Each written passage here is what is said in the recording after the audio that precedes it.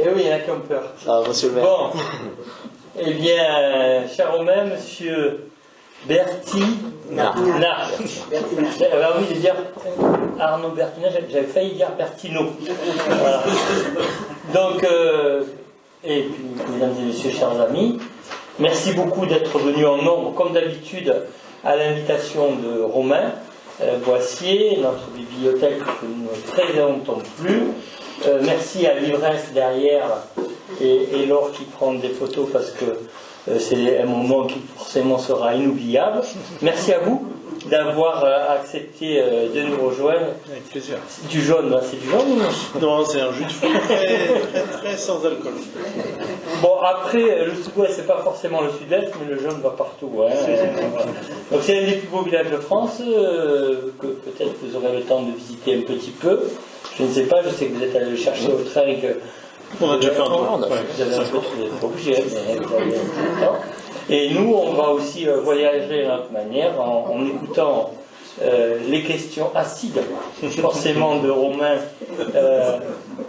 et très détaillées souvent, et puis surtout vos réponses qui vont nous intéresser beaucoup. Et puis merci beaucoup d'être venu jusqu'à nous. Merci beaucoup. Avec plaisir. Merci. Et je vais aller au fond. Merci. Comme ça, je travaille tout le monde. Bon, bonjour à toutes et à tous. C'est un plaisir de vous accueillir cet après-midi à la Maison du Jouet Rustique pour cette rencontre littéraire organisée par la Bibliothèque de Pujol. Et c'est un honneur à cette occasion de recevoir Arnaud Bertina afin de pouvoir échanger avec lui sur son parcours autour de ses livres et aussi sur sa vision, sa conception de la littérature. Donc moi, ça fait longtemps que je voulais qu'Arnaud vienne à Pujol et c'est pour ça que je suis très heureux, Arnaud, que tu sois parmi nous aujourd'hui. Et un immense merci d'avoir accepté l'invitation. Un grand merci également à la librairie L'Ivresse, qui est représentée cet après-midi par la flamboyante Laure. J'ai choisi flamboyante parce que le feu, c'est une image que tu utilises souvent. Donc auprès de qui vous pourrez, si vous le souhaitez, à la fin de notre discussion, faire l'acquisition des livres d'Arnaud et vous les faire dédicacer. Il y aura bien sûr un temps pour vos questions, pour vos remarques, et même au cours de la rencontre, n'hésitez pas. Juste avant qu'on débute, pensez à mettre en silencieux ou à éteindre vos téléphones portables, s'il vous plaît, merci. Et avant ma première question, peut-être Arnaud, si tu veux nous dire un petit mot en introduction. Non, je suis très heureux d'être là, donc merci beaucoup et pour l'invitation et pour l'obstination à m'inviter. Puisque l'année dernière, je ne sais plus pour quelle raison, mais finalement on avait dû... Tu partais sur un cargo entre New York et Tahiti. Donc l'invitation oui, résultat entre les deux, pardon, je ne sais pas vous faire offense que de vous dire que entre les deux, j'ai quand même pris le cargo, oui. Mais voilà, je suis très heureux de découvrir Pujol, que je ne connaissais pas. Et puis, oui, j'aime aussi beaucoup les moments de rencontre comme ça autour des bouquins. Parce que, en fait, ce que ça manifeste, c'est aussi à quel point la littérature c'est un lieu collectif, c'est un lieu où tout le monde se retrouve, où on partage des émotions différentes, où on partage des points de vue différents. Donc c'est vraiment un lieu où il y a de l'intelligence qui s'exprime, pas du tout celle de l'auteur ou de l'autrice, mais vraiment voilà, c'est un truc qui est collectif. Donc c'est pour ça ce sont toujours des moments que je trouve très vivifiants. Donc merci de rendre ce genre de moment possible. Et pas uniquement pour draguer la libraire. C'est déjà. Oui, j'ai cru comprendre. Donc je te l'ai pas présenté encore. On revient aux choses sérieuses. Donc, avant qu'on parle de tes livres, moi j'aimerais te poser une question qui peut-être n'est pas forcément évidente. C'est jamais facile de parler de soi en public.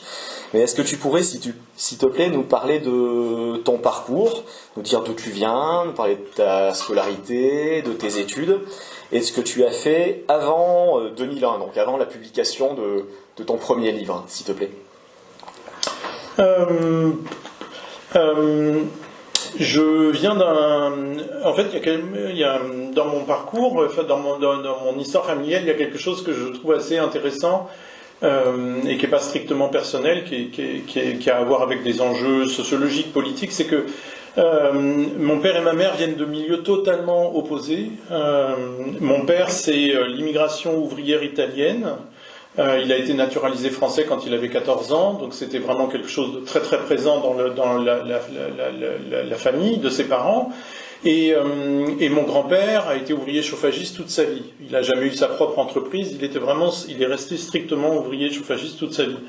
Et alors que du côté de ma mère, mon grand-père était chirurgien, donc vraiment un grand écart impressionnant, et marié à une vieille bourgeoisie désargentée de Gironde, donc réellement désargentée, mais réellement bourgeoise. Et ces deux mondes-là, en la personne de mon père et de ma mère, se sont bien entendus. Ça a été un couple équilibré et aimant et tout. Mais moi, j'ai très bien connu mes grands-parents, j'ai beaucoup grandi avec eux, et donc dès l'âge très très tôt, j'ai compris qu'il y avait un sujet là. J'étais pas du tout capable de dire qu'est-ce que c'était que ce sujet, mais j'ai compris qu'il y avait un sujet. Je vais juste donner un exemple. Un jour, j'ai surpris, j'avais 8 ans, il y avait un repas de famille, et les deux familles étaient rassemblées, ce qui était assez rare, et j'entends mon grand-père paternel demander à ma mère de ne pas être assis à table à côté de l'autre grand-père, au motif qu'il n'a pas de conversation, que lui-même n'avait pas de conversation. Il le dit lui-même. Et moi j'ai 8 ans, et pourquoi je me souviens de ce truc-là, alors qu'il y a plein de choses que j'ai oubliées, que j'ai pas énormément de souvenirs de l'enfance.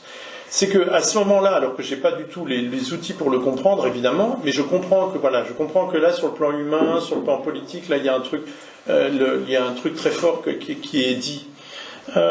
Et donc, ce truc-là va m'aider, dès 12, 13, 14 ans, à devenir très curieux de la politique, parce que elle devient toujours très très concrète. À chaque fois que je suis avec mes grands-parents, je vois tout de suite ce que ça veut dire la politique. Par exemple, je vois mon grand-père italien. Une fois, je rentre d'une balade avec lui dans Paris, j'ai 13 ans, et il dit à ma grand-mère, on est allé au Halles, il y avait plein de négros. Et je suis sidéré d'entendre ça. C'est-à-dire, je crois que c'est d'ailleurs même la première fois que j'entends le mot négro ou nègre, en plus, mais je comprends la violence qu'il y a dans le mot, et je dis, mais mon grand-père qui est tout bonhomme, qui est tout tranquille, comment ça se fait qu'il dit une chose pareille? Et puis lui qui est italien, et lui qui passe son temps à raconter que dans les années 30 on le traitait de macaroni, comment ça se fait qu'il y traite de négro les autres? Et donc là, c'est un gouffre qui s'ouvre et qui va me permettre de comprendre des tas de choses ahurissantes sur mon grand-père, sur qu'est-ce que ça peut vouloir dire d'être d'extrême droite, qu'est-ce que ça peut vouloir dire dans ces années-là de voter pour le Front National, etc., etc.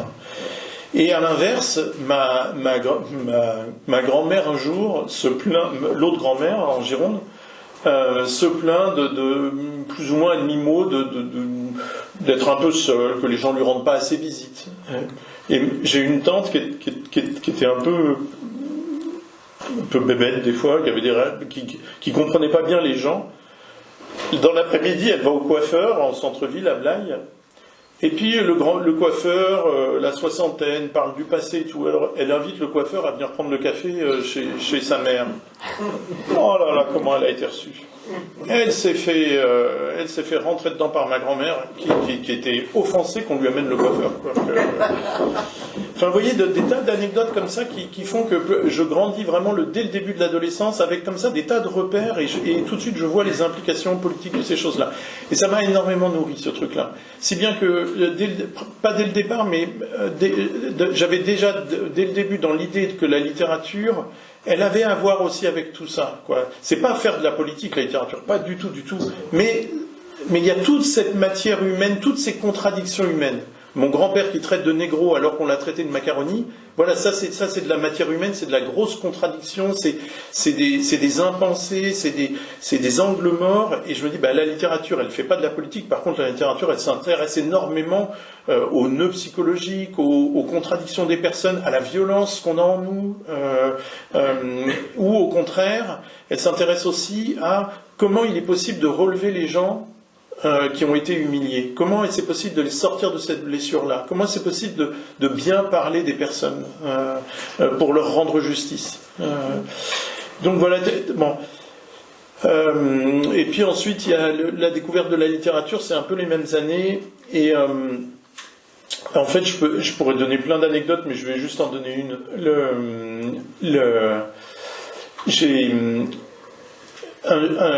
Normalement, on se souvient toujours un peu de qui vous a donné un bouquin à lire.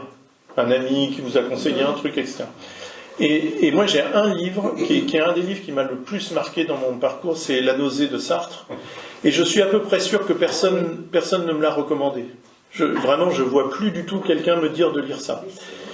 J'ai 13 ans. Quand on a 13 ans, c'est impossible normalement d'aimer La nausée. Normalement, ça ne peut pas vous parler. D'abord parce que le contenu philosophique affleure, et donc ça rend le bouquin quand même un peu bizarre, un peu difficile, un peu... mais c'est surtout que c'est un livre donc très mélancolique, assez glauque. Et normalement, quand on a 13 ans, on comprend un peu rien à cette partie-là de la vie adulte. Et moi, je suis sidéré, j'ai 13 ans, je vois que je ne comprends pas bien le livre, mais je suis absolument fasciné par ce bouquin-là. Je suis fasciné par ce climat-là, et j'en sors en me disant que peut-être ce bouquin parle à une partie de moi à laquelle j'ai même pas accès moi-même. Ma partie mélancolique, pour le dire vite, quoi. À 13 ans, je suis incapable de dire que je suis mélancolique, ou que j'ai une partie mélancolique en moi.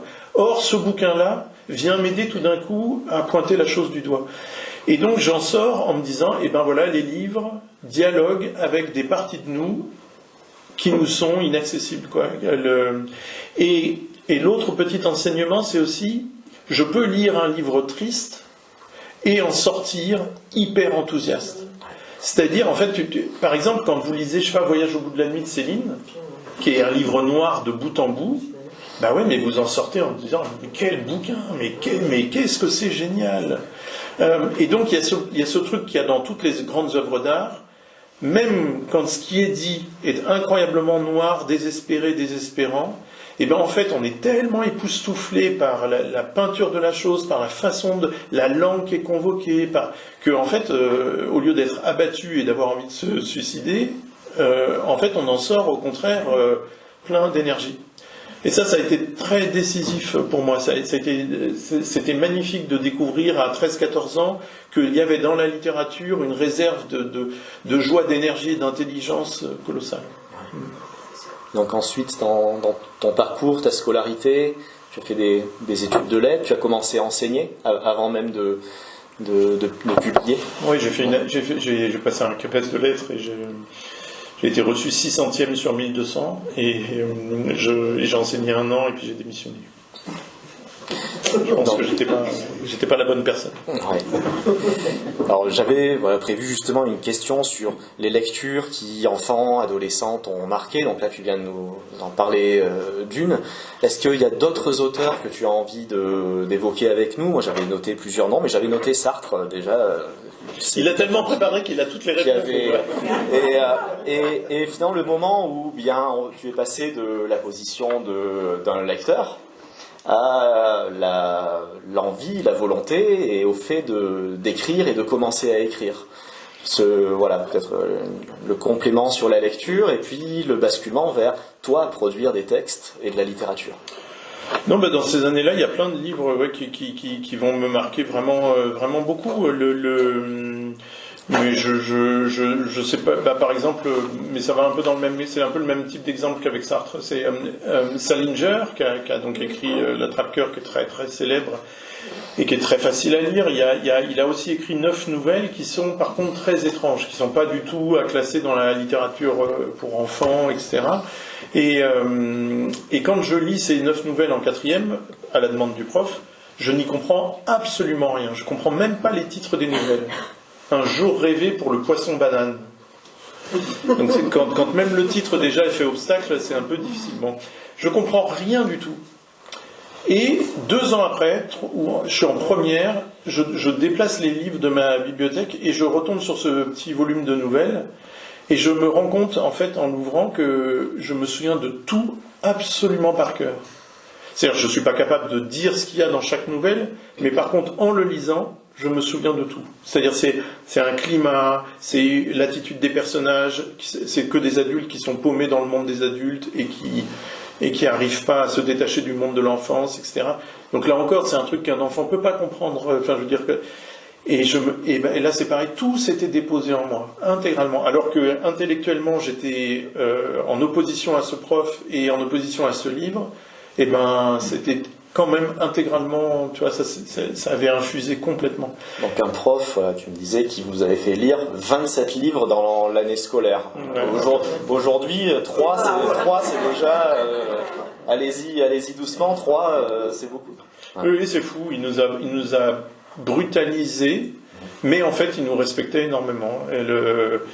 Et ça aussi, on le comprenait, ça un peu, qu'il nous respectait. Mais c'était bizarre, il n'y avait aucun prof qui se comportait comme ça avec nous.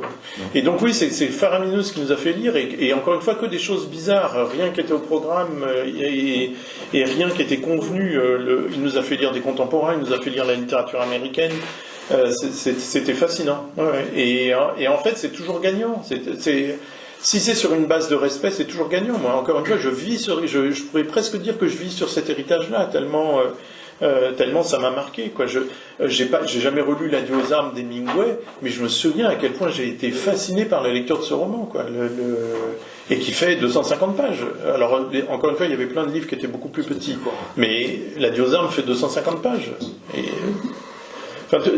Oui, c'était très fascinant. Donc cette année-là, elle a été déterminante, mais pas instantanément. C'est vraiment, là, il a fallu le temps de la digérer cette année-là. Il a fallu 2-3 années pour reprendre un peu mon souffle et comprendre à quel point c'était fort.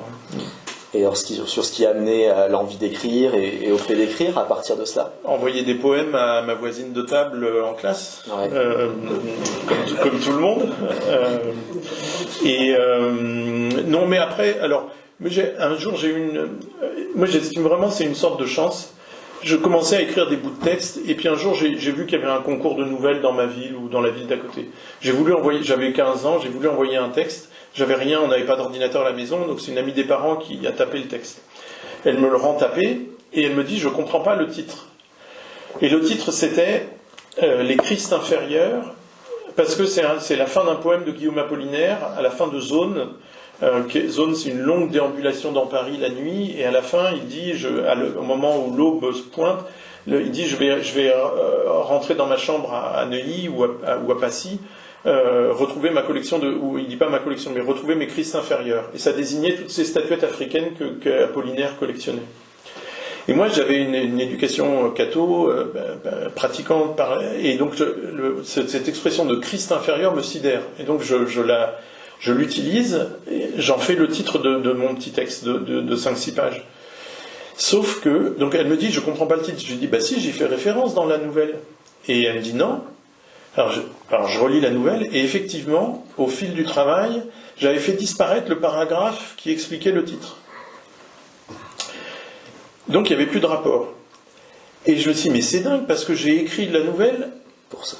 À partir de ça, tu vois, c'était mon noyau de départ. C'est ça qui m'avait donné envie d'écrire, quoi. Donc ça me semblait être le cœur du texte. Et tout d'un coup, au final, après le travail, le cœur du texte n'est plus le cœur du texte. C'est un autre cœur, quoi. C'est vraiment comme quand tout d'un coup, quand un point d'équilibre se change. Les fondations d'une maison sont là, puis finalement, en fait, elles sont là, et la maison, elle tient bien comme ça, etc. Et ça, pourquoi je dis c'est une chance, c'est parce qu'en fait, ce que j'ai compris, vraiment, donc quasiment dès mon premier texte, ce que j'ai compris, c'est que écrire, c'est pas mettre sur le papier les idées qu'on a en tête. En aucune façon. Écrire, c'est se lancer dans un processus qui fait que tout ça, ça va être changé. Et j'ai une image, pour être bien clair, j'ai une image, c'est quand vous partez en vacances, en voyage, vous emmenez votre caméscope, vous emmenez des fringues, et quand vous revenez, le contenu de votre valise n'est jamais le même. Le caméscope, il a été volé à la douane à Roissy, les vêtements, vous en avez oublié un peu à l'hôtel, vous en avez acheté des nouveaux, il y a aussi des cadeaux pour la famille, etc. Le contenu n'est plus le même. C'est ça écrire un livre. On part avec un certain bagage, avec certaines idées, à la fin, non, ça ne correspond pas exactement. Il y a plein de choses qui se sont transformées au fil du temps, et l'assise, la base, le cœur du truc a changé. Et ça, c'est pareil, c'est hyper enthousiasmant d'apprendre ça. Pourquoi ? Si vous vous dites, tiens, écrire un livre, c'est les idées que j'ai en tête. Mais résultat, l'écrire, pardon, excusez-moi le mot, c'est juste chiant dans ce cas-là. Ça, puisque je l'ai en tête, pourquoi l'écrire? Enfin, c'est bon, je l'ai en tête, donc ça va être que laborieux. Si au contraire, vous vous dites, je me lance dans une aventure, et je ne sais pas bien quel visage va avoir le truc à la fin, ah là, par contre, c'est très excitant, ça. Et donc, dans ce cas-là, le fait de l'écrire n'est plus quelque chose de rébarbatif. Au contraire, le plaisir n'est pas dans l'impulsion de départ, le plaisir, il est dans le fait de travailler, de faire évoluer le texte, de tout d'un coup comprendre que ce chapitre-là, il doit être à tel endroit, de comprendre que ce personnage-là doit disparaître, etc. Donc tu avais à peine plus de 25 ans lorsque tu as publié ton premier livre, donc Le Dehors, chez Actes Sud, en 2001. Et ton travail, il a quand même assez rapidement reçu une forme de reconnaissance, y compris... Alors, on peut le lire. Mais en tout cas, pour un premier roman, je crois que les ventes, c'était bien. Puis surtout, une reconnaissance de tes pairs et une reconnaissance critique qui fait que tu avais à peine 30 ans quand le matricule des Anges a consacré un dossier à déjà ton travail et ton œuvre. Et alors là, moi, en lisant ce numéro, les entretiens, les articles, je me posais des questions sur l'évolution, depuis plus de 20 ans, de ton travail. Moi, j'ai l'impression, avec tes premiers romans et même dans tes réponses, dans les entretiens, que tu cherchais des formes assez complexes de narration, finalement aller beaucoup vers des formes innovantes. Et moi, la lecture, surtout de tes 2 derniers livres, j'ai l'impression qu'au contraire, tu es allé vers un travail de simplification, des choses plus directes. Donc voilà, tu as 20-25 ans d'écriture derrière toi. Alors, tu nous as parlé de l'évolution des textes. Comment, toi, en tant qu'homme, en tant qu'écrivain, tu penses avoir évolué? D'abord, je commence par une blague. Quand je faisais ces premiers livres, les gens qui se sentaient en confiance me disaient on comprend rien. Et maintenant, ils me disent mais quand est-ce que tu reviens au texte du début et tout. On m'a suffisamment bassiné en m'expliquant que c'était obscur et complexe, et maintenant vous me les réclamez. Donc c'est un peu étrange, tu vois, que si on écoute trop les gens, on peut se perdre un petit peu. En fait, ce qui se passe, c'est mon intention, elle n'a pas bougé d'une certaine manière de livre en livre, elle reste la même.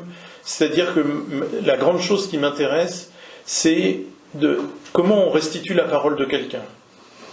Ça, c'est le truc qui depuis le début m'intéresse.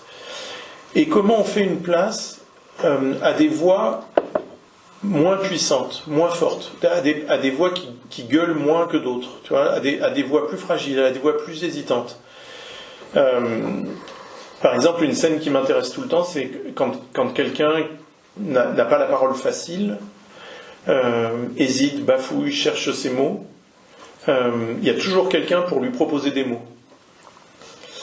Et en se rendant jamais compte qu'on ne peut pas faire ça.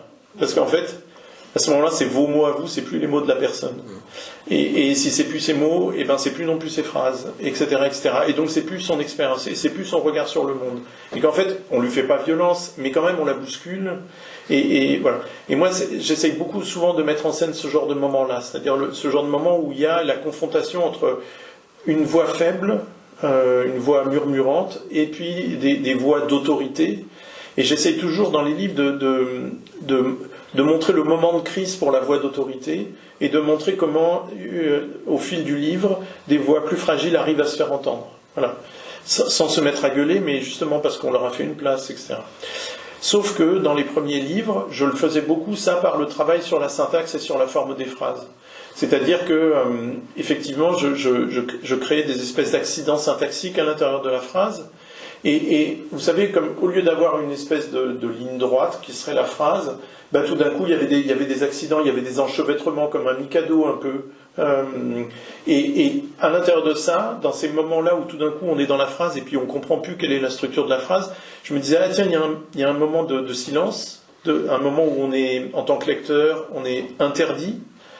Et dans ces moments de silence, il peut y avoir voilà, une attention plus grande qui est portée aux voix faibles. Maintenant, ce travail-là, je le fais différemment. Je le fais moins sur la forme des phrases et je le fais plus sur la confrontation des points de vue. Donc effectivement, ça donne des livres qui sont peut-être qui se donnent un tout petit peu plus facilement. Mais en fait, l'intention, elle reste la même. C'est-à-dire comment accueillir une voix plus fragile. Ta particularité également, c'est que presque un tiers de ta bibliographie est composée d'ouvrages collectifs, de livres que tu as coécrits avec des auteurs comme Olivier Rouet, comme François Bégodeau, comme Mathieu Larnaudy. Qu'est-ce que tu peux nous dire sur ton attrait pour ce type de projet? C'est vrai qu'on imagine souvent l'écriture comme un exercice, un travail plutôt solitaire. Comment tu expliques, toi, le fait que tu apprécies, que tu saches aussi travailler sur des textes co-construits? Est-ce que c'est plus difficile parce que ça oblige à des compromis, à des concessions, ou est-ce qu'au contraire, le dialogue, cette discussion, ça t'enrichit, ou est-ce qu'il y a un petit peu des deux et qu'il faut... Alors, voilà, notamment celui-ci, ouais. voilà, Boulevard de Yougoslavie. Qui est un roman. Ouais. C'est pas bon. Je vous l'avais dit. Boulevard de Yougoslavie. En fait, oui, j'adore ces expériences collectives. J'aime ça depuis le début. C'est-à-dire, j'ai beaucoup publié en revue et avec les auteurs que tu as cités, j'ai fait une revue qui a duré une petite dizaine d'années et on a fait plusieurs livres ensemble, etc. J'ai fait des livres avec des photographes aussi. C'est la même chose. Ça prend la suite de ce que je viens de dire sur l'attention aux voix plus faibles. En fait, ce qui est intéressant dans le fait d'écrire avec d'autres, c'est qu'on ne pense pas de la même manière, on n'écrit pas de la même manière, on n'est pas les mêmes personnes. Et donc, faire un livre collectif, c'est justement faire une place à la voix de l'autre. C'est faire une place aux raisons de l'autre. Et c'est faire une place à son regard. Le regard du photographe, c'est pas la même façon de regarder le monde que mon regard à moi qui utilise les mots. Et puis, de toute façon, ça n'est pas si singulier que ça, parce que pour moi, on est vraiment du côté du cliché quand on dit que l'écrivain, il est seul avec son ordinateur et que t'imagines pas le nombre de citations ou de morceaux de citations qui me viennent quand j'écris. C'est-à-dire, et pourtant, j'ai pas une grande mémoire et je connais peu de choses par cœur. Mais quand j'écris, je sais que tel adjectif, il me vient de tel auteur. Je sais que tel morceau de phrase, il me vient de telle autrice. Au minimum, on se balade avec une bibliothèque dans la tête. Donc, on a les voix de tout le monde qui sont là, tu vois, de tous ceux qui nous ont façonnés, de tous les livres qu'on a aimés. Et des livres qu'on n'a pas aimés, des fois aussi, parce que ça nous a quand même beaucoup apporté de les lire. Donc, on n'est jamais seul. Et donc, pour moi, les expériences collectives, c'est juste une façon de rendre ça visible. Mais en vrai, ça ne me dérangerait pas qu'on présente mes romans, ceux que j'ai signés tout seul, comme des œuvres collectives aussi. C'est une tambouille. C'est toujours... la présence des autres, elle est très très claire pour moi. Et le mythe de l'écrivain seul, et a fortiori dans sa tour d'ivoire, c'est vraiment une construction du XIXe siècle.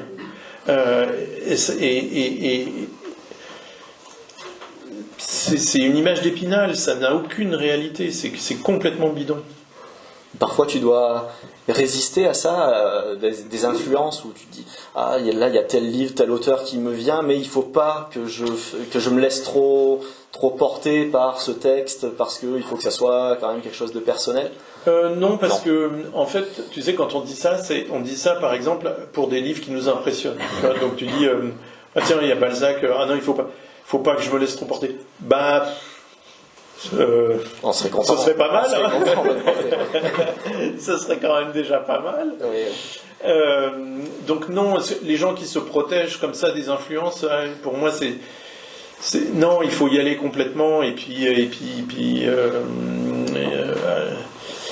d'abord faire le pari que quelque chose d'un petit peu singulier quand même s'exprimera, même si c'est sur le fond d'une influence.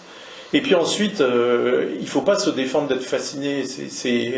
Quand on est fasciné par des artistes, c'est qu'il y a une puissance de vie qui s'exprime ou une puissance critique qui s'exprime et au contraire on a tout à gagner à être pétri par ça quoi. Les auteurs ou les autrices qui veulent à tout prix rester singuliers, pour moi ça veut vraiment dire, c'est pas loin de vouloir dire rester pauvre hein, Donc en 2017, tu as publié ce roman, Des châteaux qui brûlent, donc qui depuis a été repris en poche chez Folio. Donc je vais bien sûr te laisser nous présenter ce roman qui raconte déjà, j'ai envie de dire, une lutte de salariés d'une entreprise en difficulté, une entreprise placée en liquidation judiciaire. Donc le moins qu'on puisse dire, c'est qu'ils choisissent un moyen particulier de se faire entendre, et je vais te laisser nous raconter ça. On reviendra ensuite sur la construction du roman, mais qu'est-ce que tu peux nous dire sur ce qui l'a inspiré, sur cette lutte, sur ce qui a inspiré dans ton esprit, ce qui t'a donné envie d'écrire Des châteaux qui brûlent? À vrai dire, je ne sais plus trop.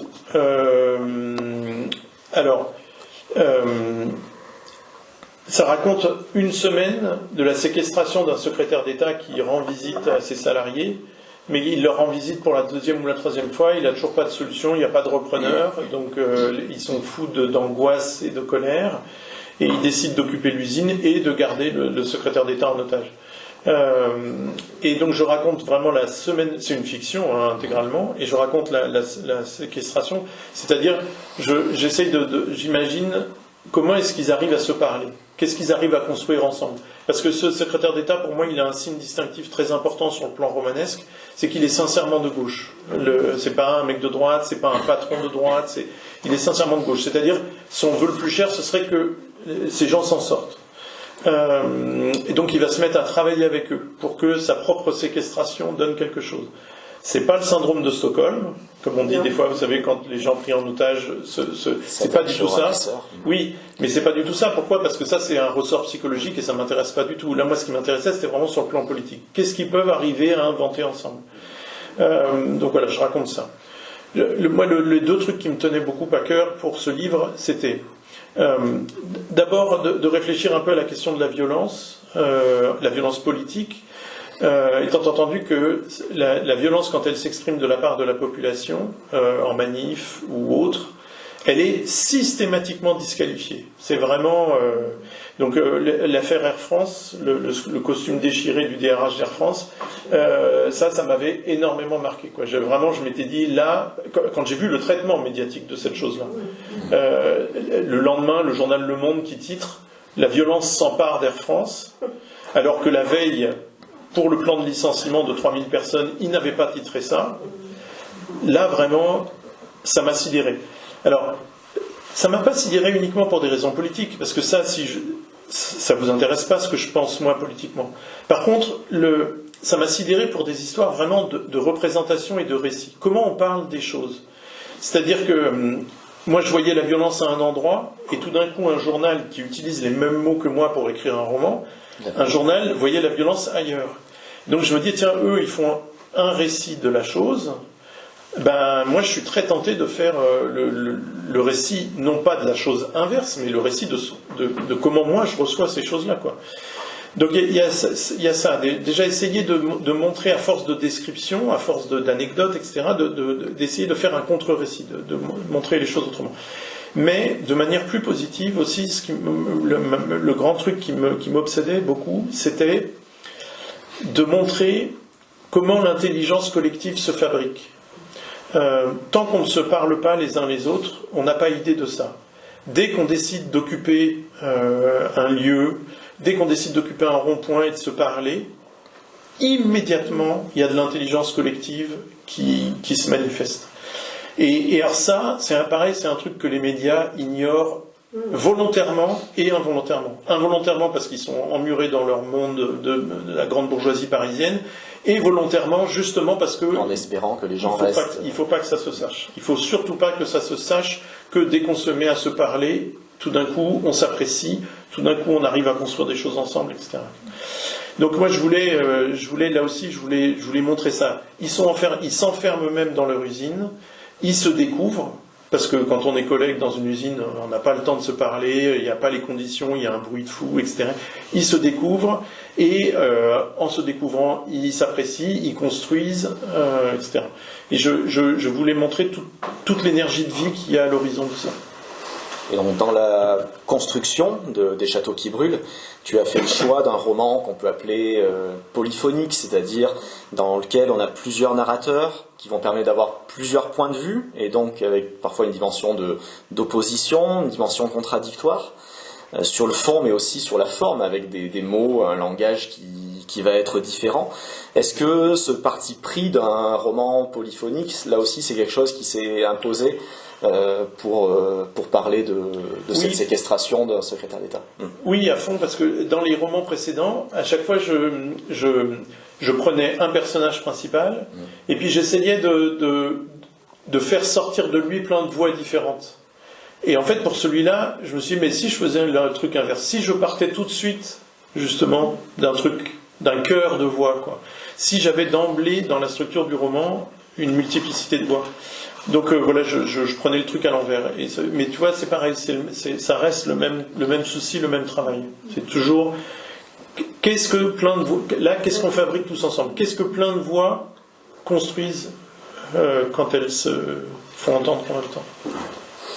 Bon, la question suivante, c'est celle que j'ai eu le plus de mal à formuler, à trouver exactement comment l'aborder. Tu as parlé de l'intelligence collective. Il y a quelque chose qui traverse ce livre, mais aussi les deux autres, les deux derniers.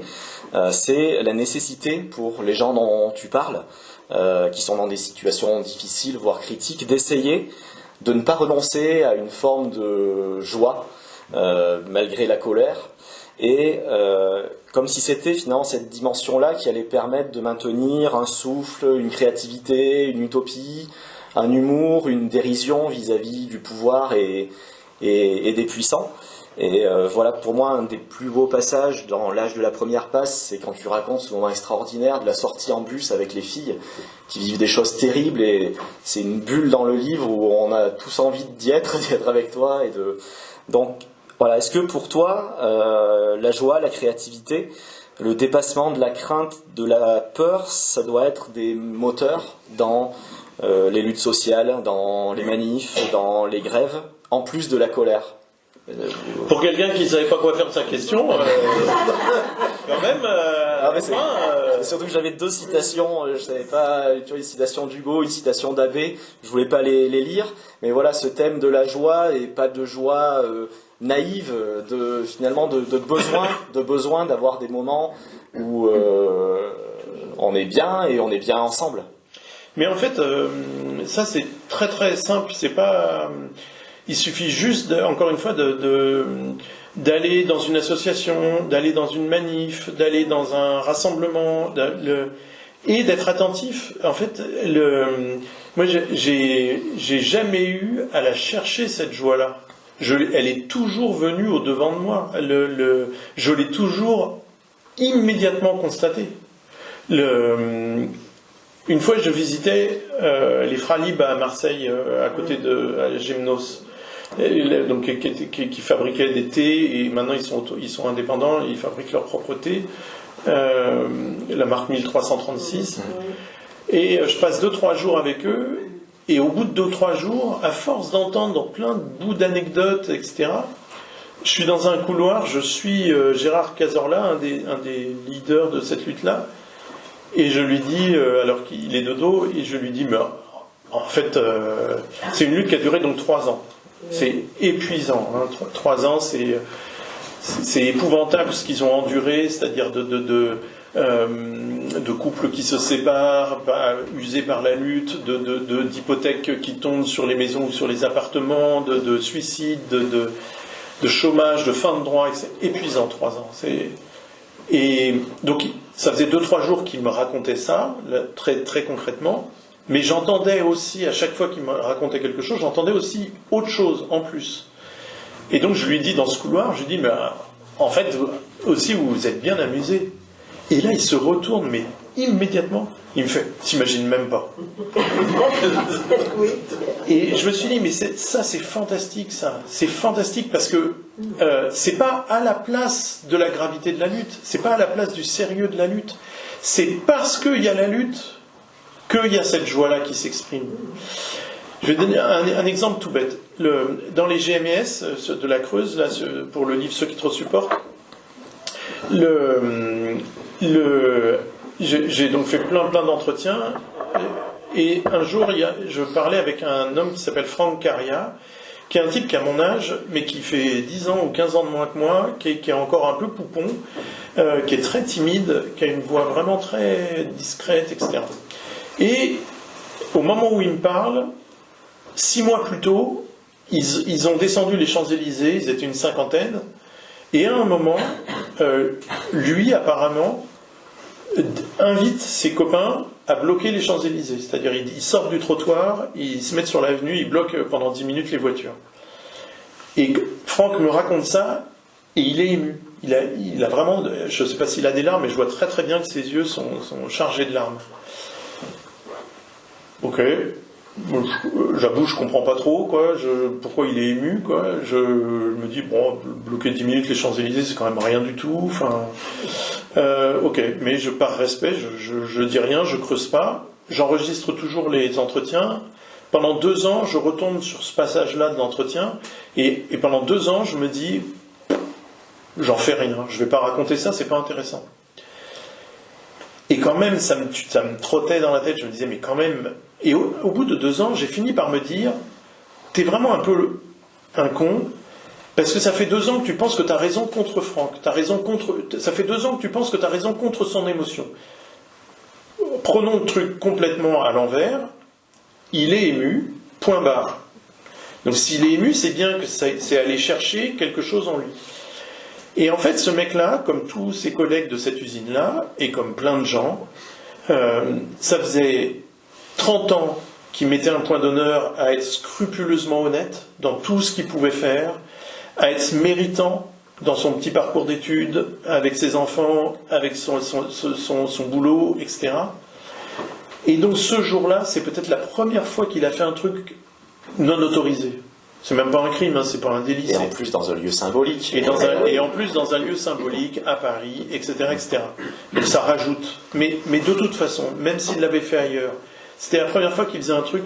Donc c'est la première fois en 40 ans de vie que le truc, la charge qui lui pèse sur les épaules, il la balançait temporairement par terre et il disait mais la respiration que c'est, tu traites avec des bandits, avec des corrompus, etc. en permanence, toi tu t'interdis de l'être.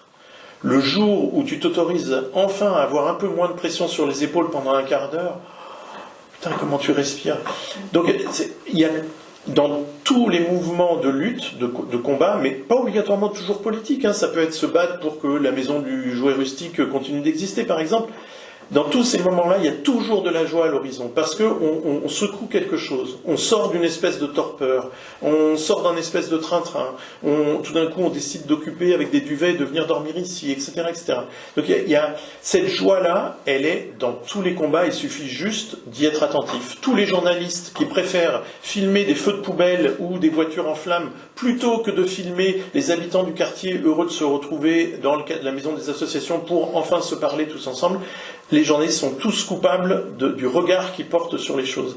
Et c'est jamais un regard qui valorise l'émancipation des gens. C'est toujours un regard qui criminalise le fait que les gens bougent. Tout le temps. Qui cherche à décrédibiliser, à récupérer, parce que dans des châteaux qui brûlent, on sent bien que cette action-là, elle est d'emblée vouée à l'échec, à être manipulée, à être récupérée.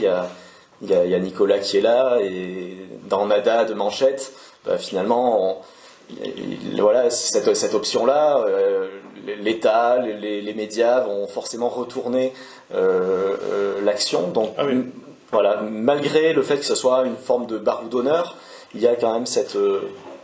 surtout... Même. Mais oui, et c'est pour ça qu'en fait, dans tous les mouvements sociaux, associatifs, etc., il n'y a jamais rien qui est perdu. En fait, même quand c'est écrasé, et des fois c'est écrasé dans le sang, hein, dans certaines parties du monde, etc., la répression peut être d'une violence absolument épouvantable. Le cynisme à la tête des États peut être vraiment totalement criminel. Mais il y a quand même il y a un truc qui est toujours gagné. Ce moment-là du sursaut, ce moment de l'émancipation, il est toujours gagné. Et c'est sur cette base-là qu'ensuite il y a quelque chose d'autre qui peut surgir. Par exemple, je vais dire un truc qui je crois n'est pas beaucoup dit, bon, je prends ça quand même avec des pincettes, on dit nuit debout. Nuit debout, on a dit, petit mouvement de bourgeois de centre-ville, etc., qui ont joué aux révolutionnaires. Sauf que je suis à peu près sûr et certain que s'il n'y avait pas eu Nuit debout, il n'y aurait pas eu les Gilets jaunes. Pourquoi ? Parce que les Gilets jaunes qui n'étaient pas dans Nuit debout, ils allumaient leur télé, ils voyaient qu'il y avait ça, ils voyaient des lieux occupés, ils voyaient qu'en plus c'était assez joyeux, que c'était assez respectueux, qu'il y avait quelque chose, il y avait une ébullition. Et je suis sûr qu'ensuite, quand les Gilets jaunes sont sortis complètement pour d'autres raisons, en fait, c'était quand même en ayant pris confiance grâce à ce truc-là. Donc en fait, il n'y a jamais un échec. Donc les éditorialistes étaient trop contents de pouvoir dire que Nuit debout c'était mort et que ça avait servi à rien et que ça avait débouché sur rien et que ça n'avait pas créé un mouvement politique. C'est totalement faux, puisqu'une autre partie de la population s'est emparée de la même énergie ensuite, quoi. Donc là on parle beaucoup en termes politiques, mais pour moi la littérature, elle est là pour,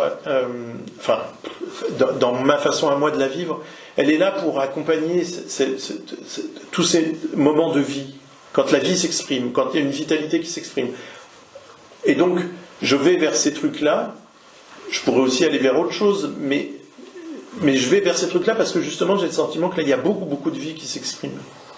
Et d'autant plus que la vie s'est exprimée dans le fait que ce roman il a été adapté pour le théâtre. Donc en plus du choix d'un roman polyphonique, c'est un roman qui se déroule presque entièrement autour de l'usine occupée, hein, une forme de huis clos, cerné par les journalistes, la police. Donc qu'est-ce que tu veux nous dire, j'imagine que tu as vu plusieurs fois la pièce, sur son adaptation, sur finalement la façon dont d'autres personnes se sont emparées de ton travail pour en faire une pièce de théâtre. En fait, il a été adapté plusieurs fois au théâtre. Et il y a une chose qui m'a beaucoup plu, et dont j'étais un peu fier, c'est que la première fois, c'était adapté du côté d'Angers, dans un très beau festival qui a lieu tous les ans du 15 au 30 août, dans un petit village qui s'appelle Fontaine-Guérin. C'est un grand plateau en bois qui doit faire, disons, peut-être 2 fois 7 pièces à peu près, ou 1 fois et demie. Derrière, il y a le village, avec le clocher qui est un clocher tors. C'est très beau à voir. Et puis, il y a le jardin qui est un peu en amphithéâtre naturel, et donc il y a des chaises. Tous les soirs, il y a 500 personnes, tous les soirs, du 15 au 30 août. Et donc, il n'y a pas de décor de théâtre, il y a juste ce plateau de bois. Donc, ils ne peuvent pas jouer les choses de manière réaliste. Donc là, par exemple, comme il s'agissait de l'abattoir et tout, ou des quarts de flics, etc., et tout ça, c'était impossible. Donc leur parti pris de mise en scène, c'était, on ne le fait pas de manière réaliste. Okay, donc on va souligner plutôt les aspects comiques, grotesques, bouffons, la fête, comment la fête dégénère, etc., etc.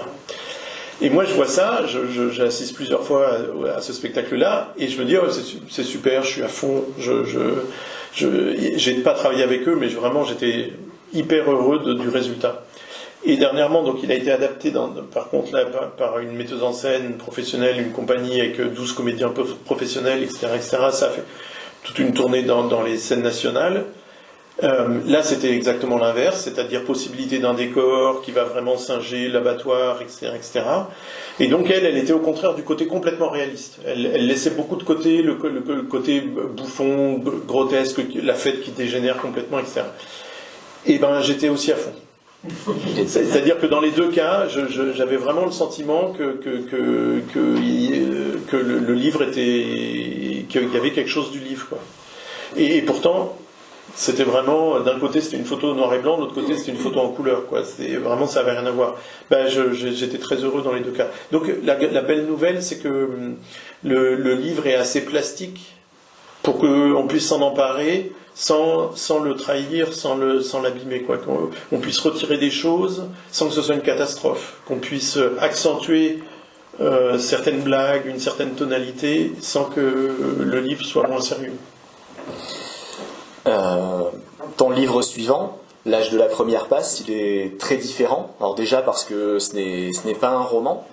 Et on a parlé de la joie, et tu écris, je te cite, un livre naît souvent de l'effroi ou du chagrin que l'on ressent à voir la vie négligée ou humiliée. Donc j'espère que cette année on va aussi recevoir Marie Cosnet ici, et qui elle est portée par cette émotion de chagrin beaucoup quand elle écrit. Donc est-ce que tu peux nous en dire un peu plus sur...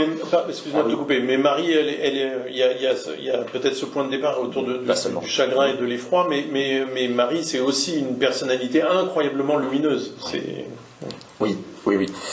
Donc est-ce que tu peux nous en dire un petit peu plus sur le contexte de création de ce livre, avec ton premier voyage au Congo, et nous expliquer en quoi, au départ, devait constituer ton travail avec cette association, et comment ces jeunes filles que tu as rencontrées ont fait que c'est devenu pour toi un vrai objet d'écriture, et presque tu me disais dans la voiture, je devais l'écrire ce livre, je devais leur donner... En fait, j'ai été invité au Congo, j'ai été invité à revenir au Congo parce que quelqu'un qui dirigeait l'Institut français de Pointe-Noire, donc un petit centre culturel français. Pointe-Noire, c'est la capitale économique, c'est celle qui est au bord de l'océan, alors que Brazzaville est dans les terres.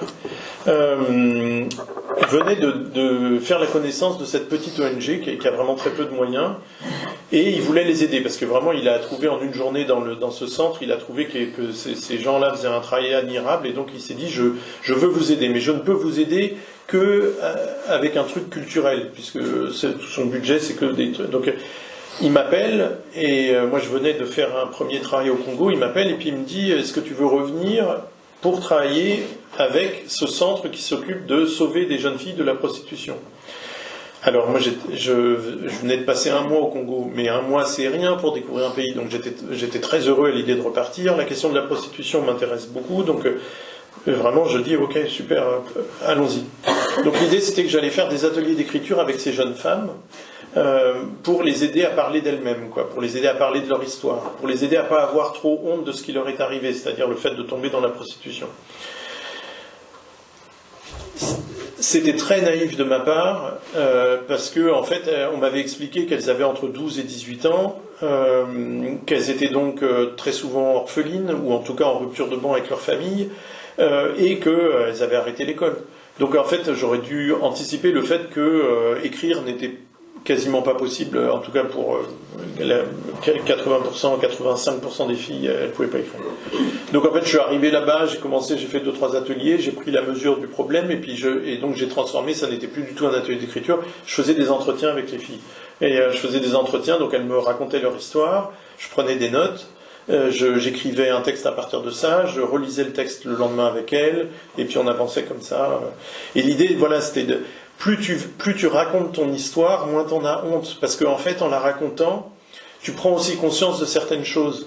Je me souviendrai toujours d'une fille qui me racontait que son père lui prenait l'argent des passes. Et elle me raconte ça un peu dans le détail. Et à un moment, elle se tait. Alors j'entends qu'elle se tait, donc je ne sais pas si c'est d'émotion ou autre. Donc je la regarde, je vois qu'elle c'est pas de l'émotion, je vois qu'elle est un peu en train de se perdre dans ses pensées et tout. Et puis elle me dit que c'est pas normal en fait. Elle était en train de prendre conscience, on lui avait déjà dit, les infirmières lui avaient déjà dit et tout, mais elle était en train de prendre conscience à quel point c'était pas normal quoi, que en fait son père était son proxénète et que c'est-à-dire elle était en train d'en prendre conscience au point de s'avouer blessée par ça. Jusque-là, elle faisait genre c'était normal, et là, elle était en train de reconnaître que non, c'était blessant, profondément blessant, quoi, que ce soit ton père qui doit te protéger, qui en fait t'expose. Bref.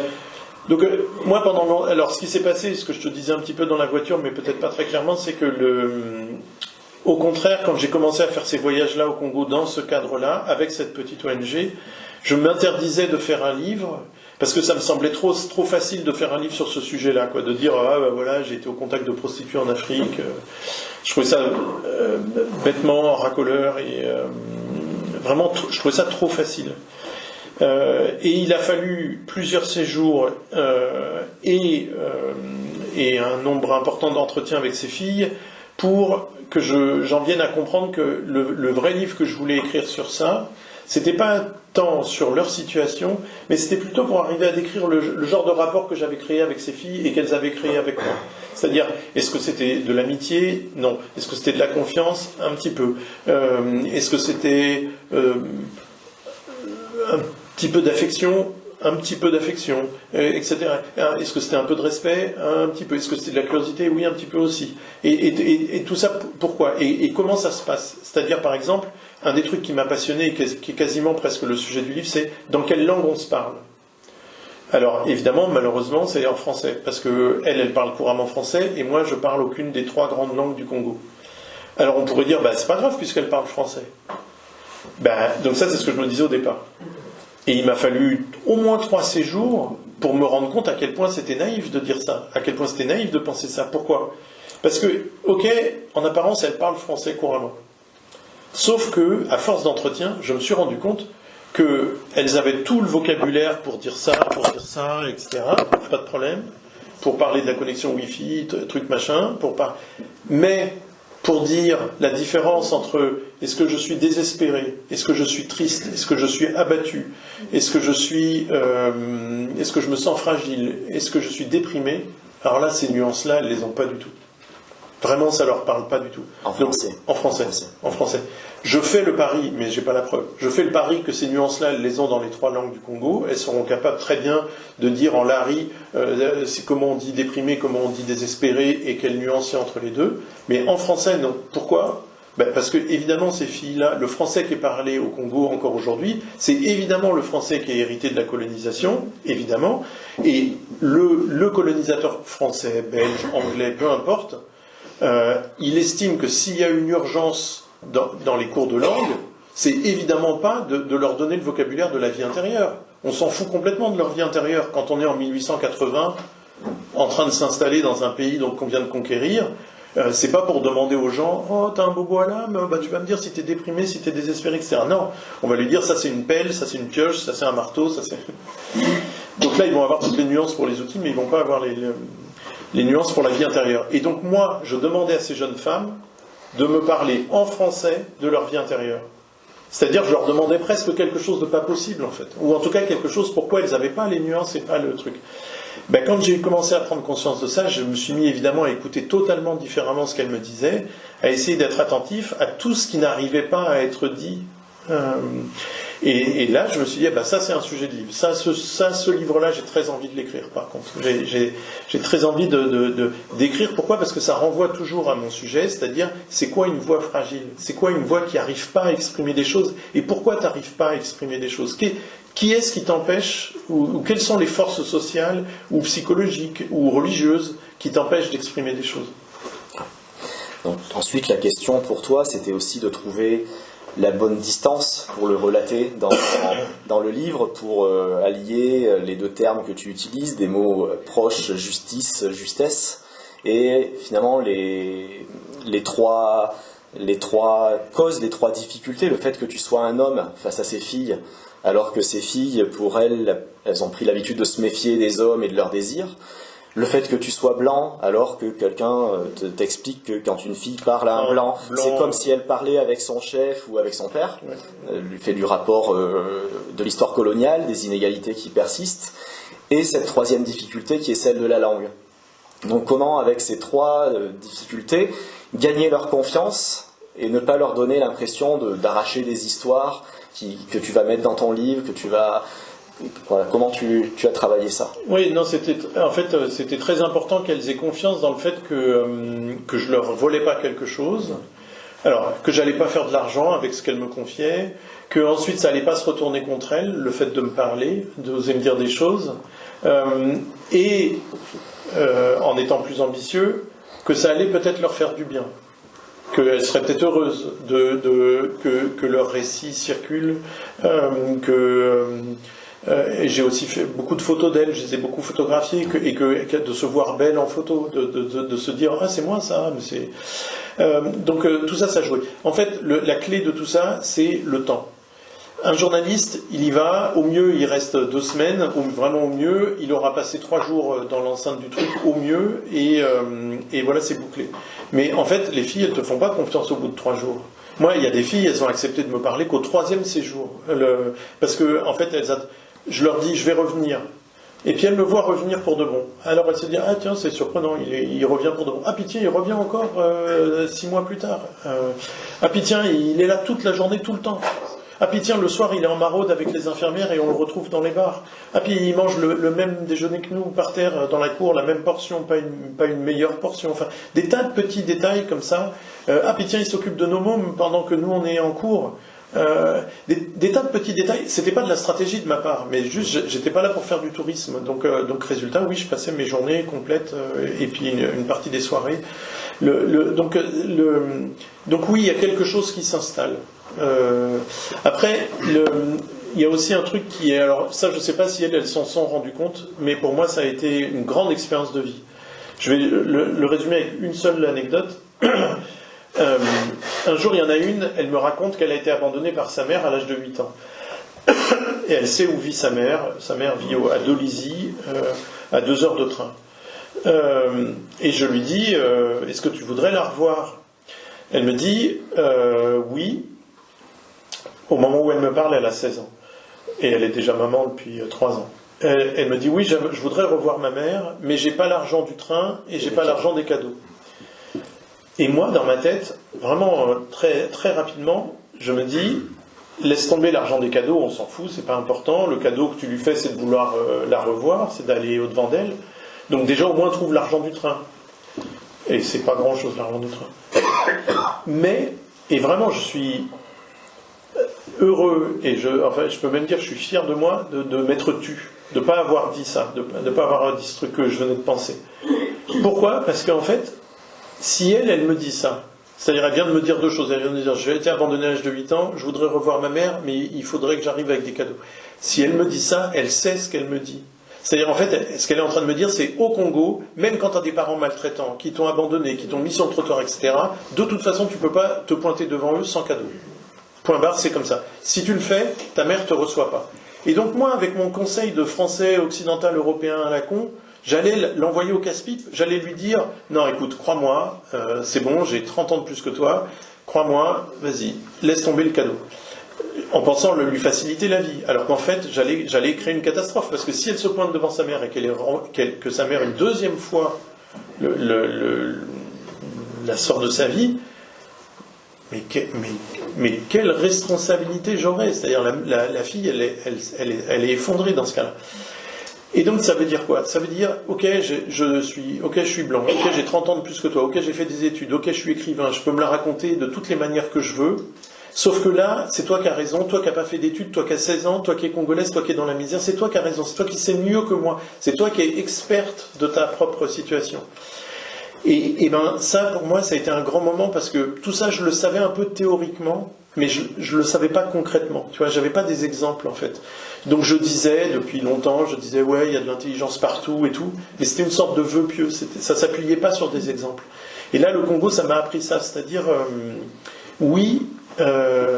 L'universalisme a des limites énormes et je n'ai pas obligatoirement raison. Tu vois, quel que soit tout ce qui m'a constitué, j'ai pas obligatoirement raison, quoi.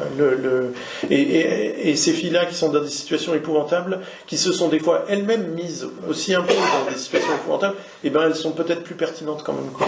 Voilà. Et moi, je pense que si j'avais pas eu l'écriture dans ma vie, tout ça, c'est des expériences de vie à côté desquelles je serais passé. C'est-à-dire que j'aurais pas compris ces choses-là.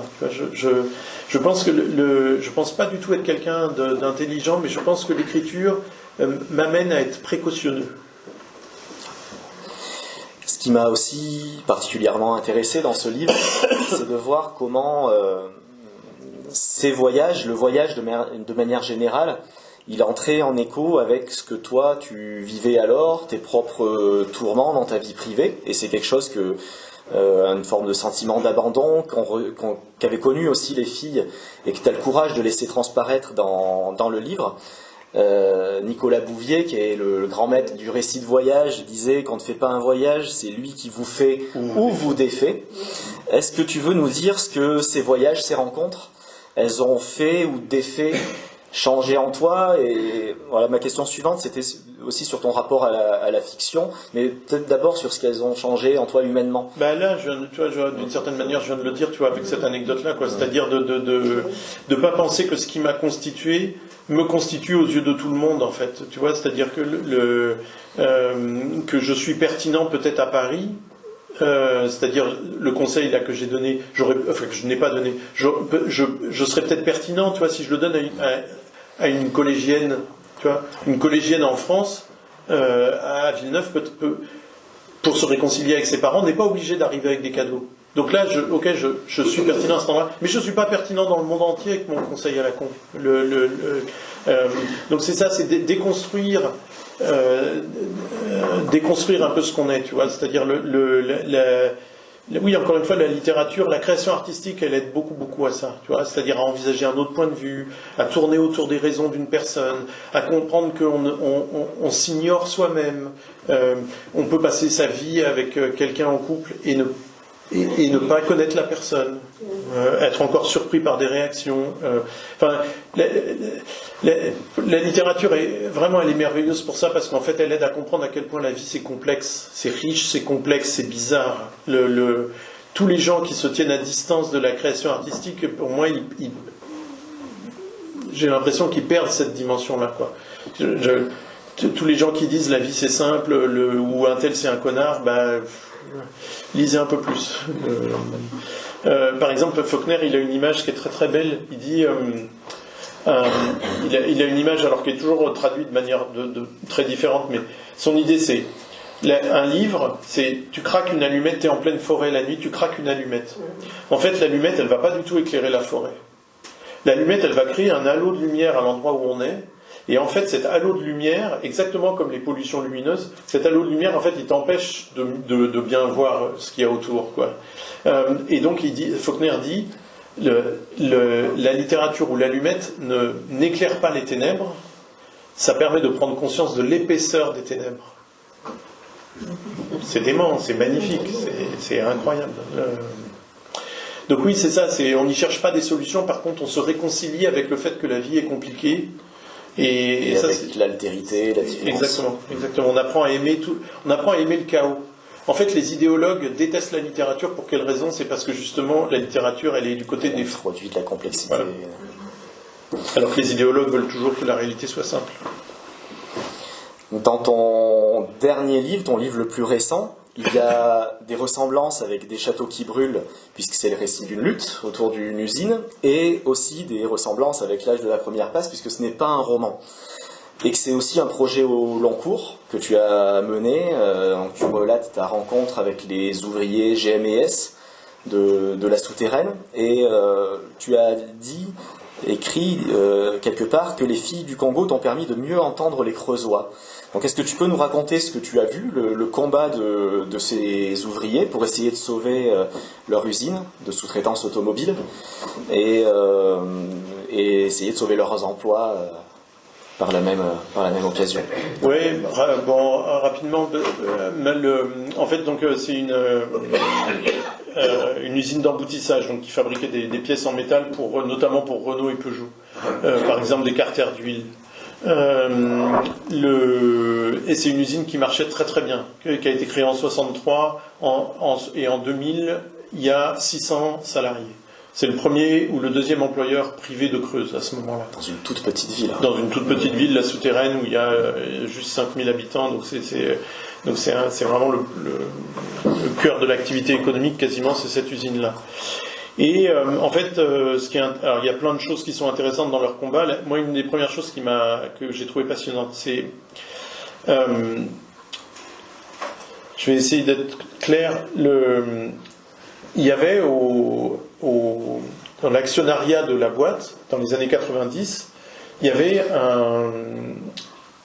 vous savez, l'essence Avia, les stations essence Avia. C'est un Creusois, en fait, qui a fondé cette marque. Et donc, en tant que Creusois, il avait investi dans l'usine. Il avait pris des parts. Et dans les années 90, il décide de revendre ses parts. Pourquoi ? Parce que l'entreprise ne reverse pas assez de dividendes aux actionnaires. Et pourquoi ? Parce que l'entreprise, dès que l'entreprise faisait de l'argent, c'était immédiatement pour acheter des nouvelles machines, c'était immédiatement pour augmenter les salaires, etc. Bref, c'était une gestion saine et ça marchait puisque l'entreprise passait son temps à embaucher. Pour réinvestir plutôt que de distribuer des dividendes. Plutôt que de distribuer des dividendes importants.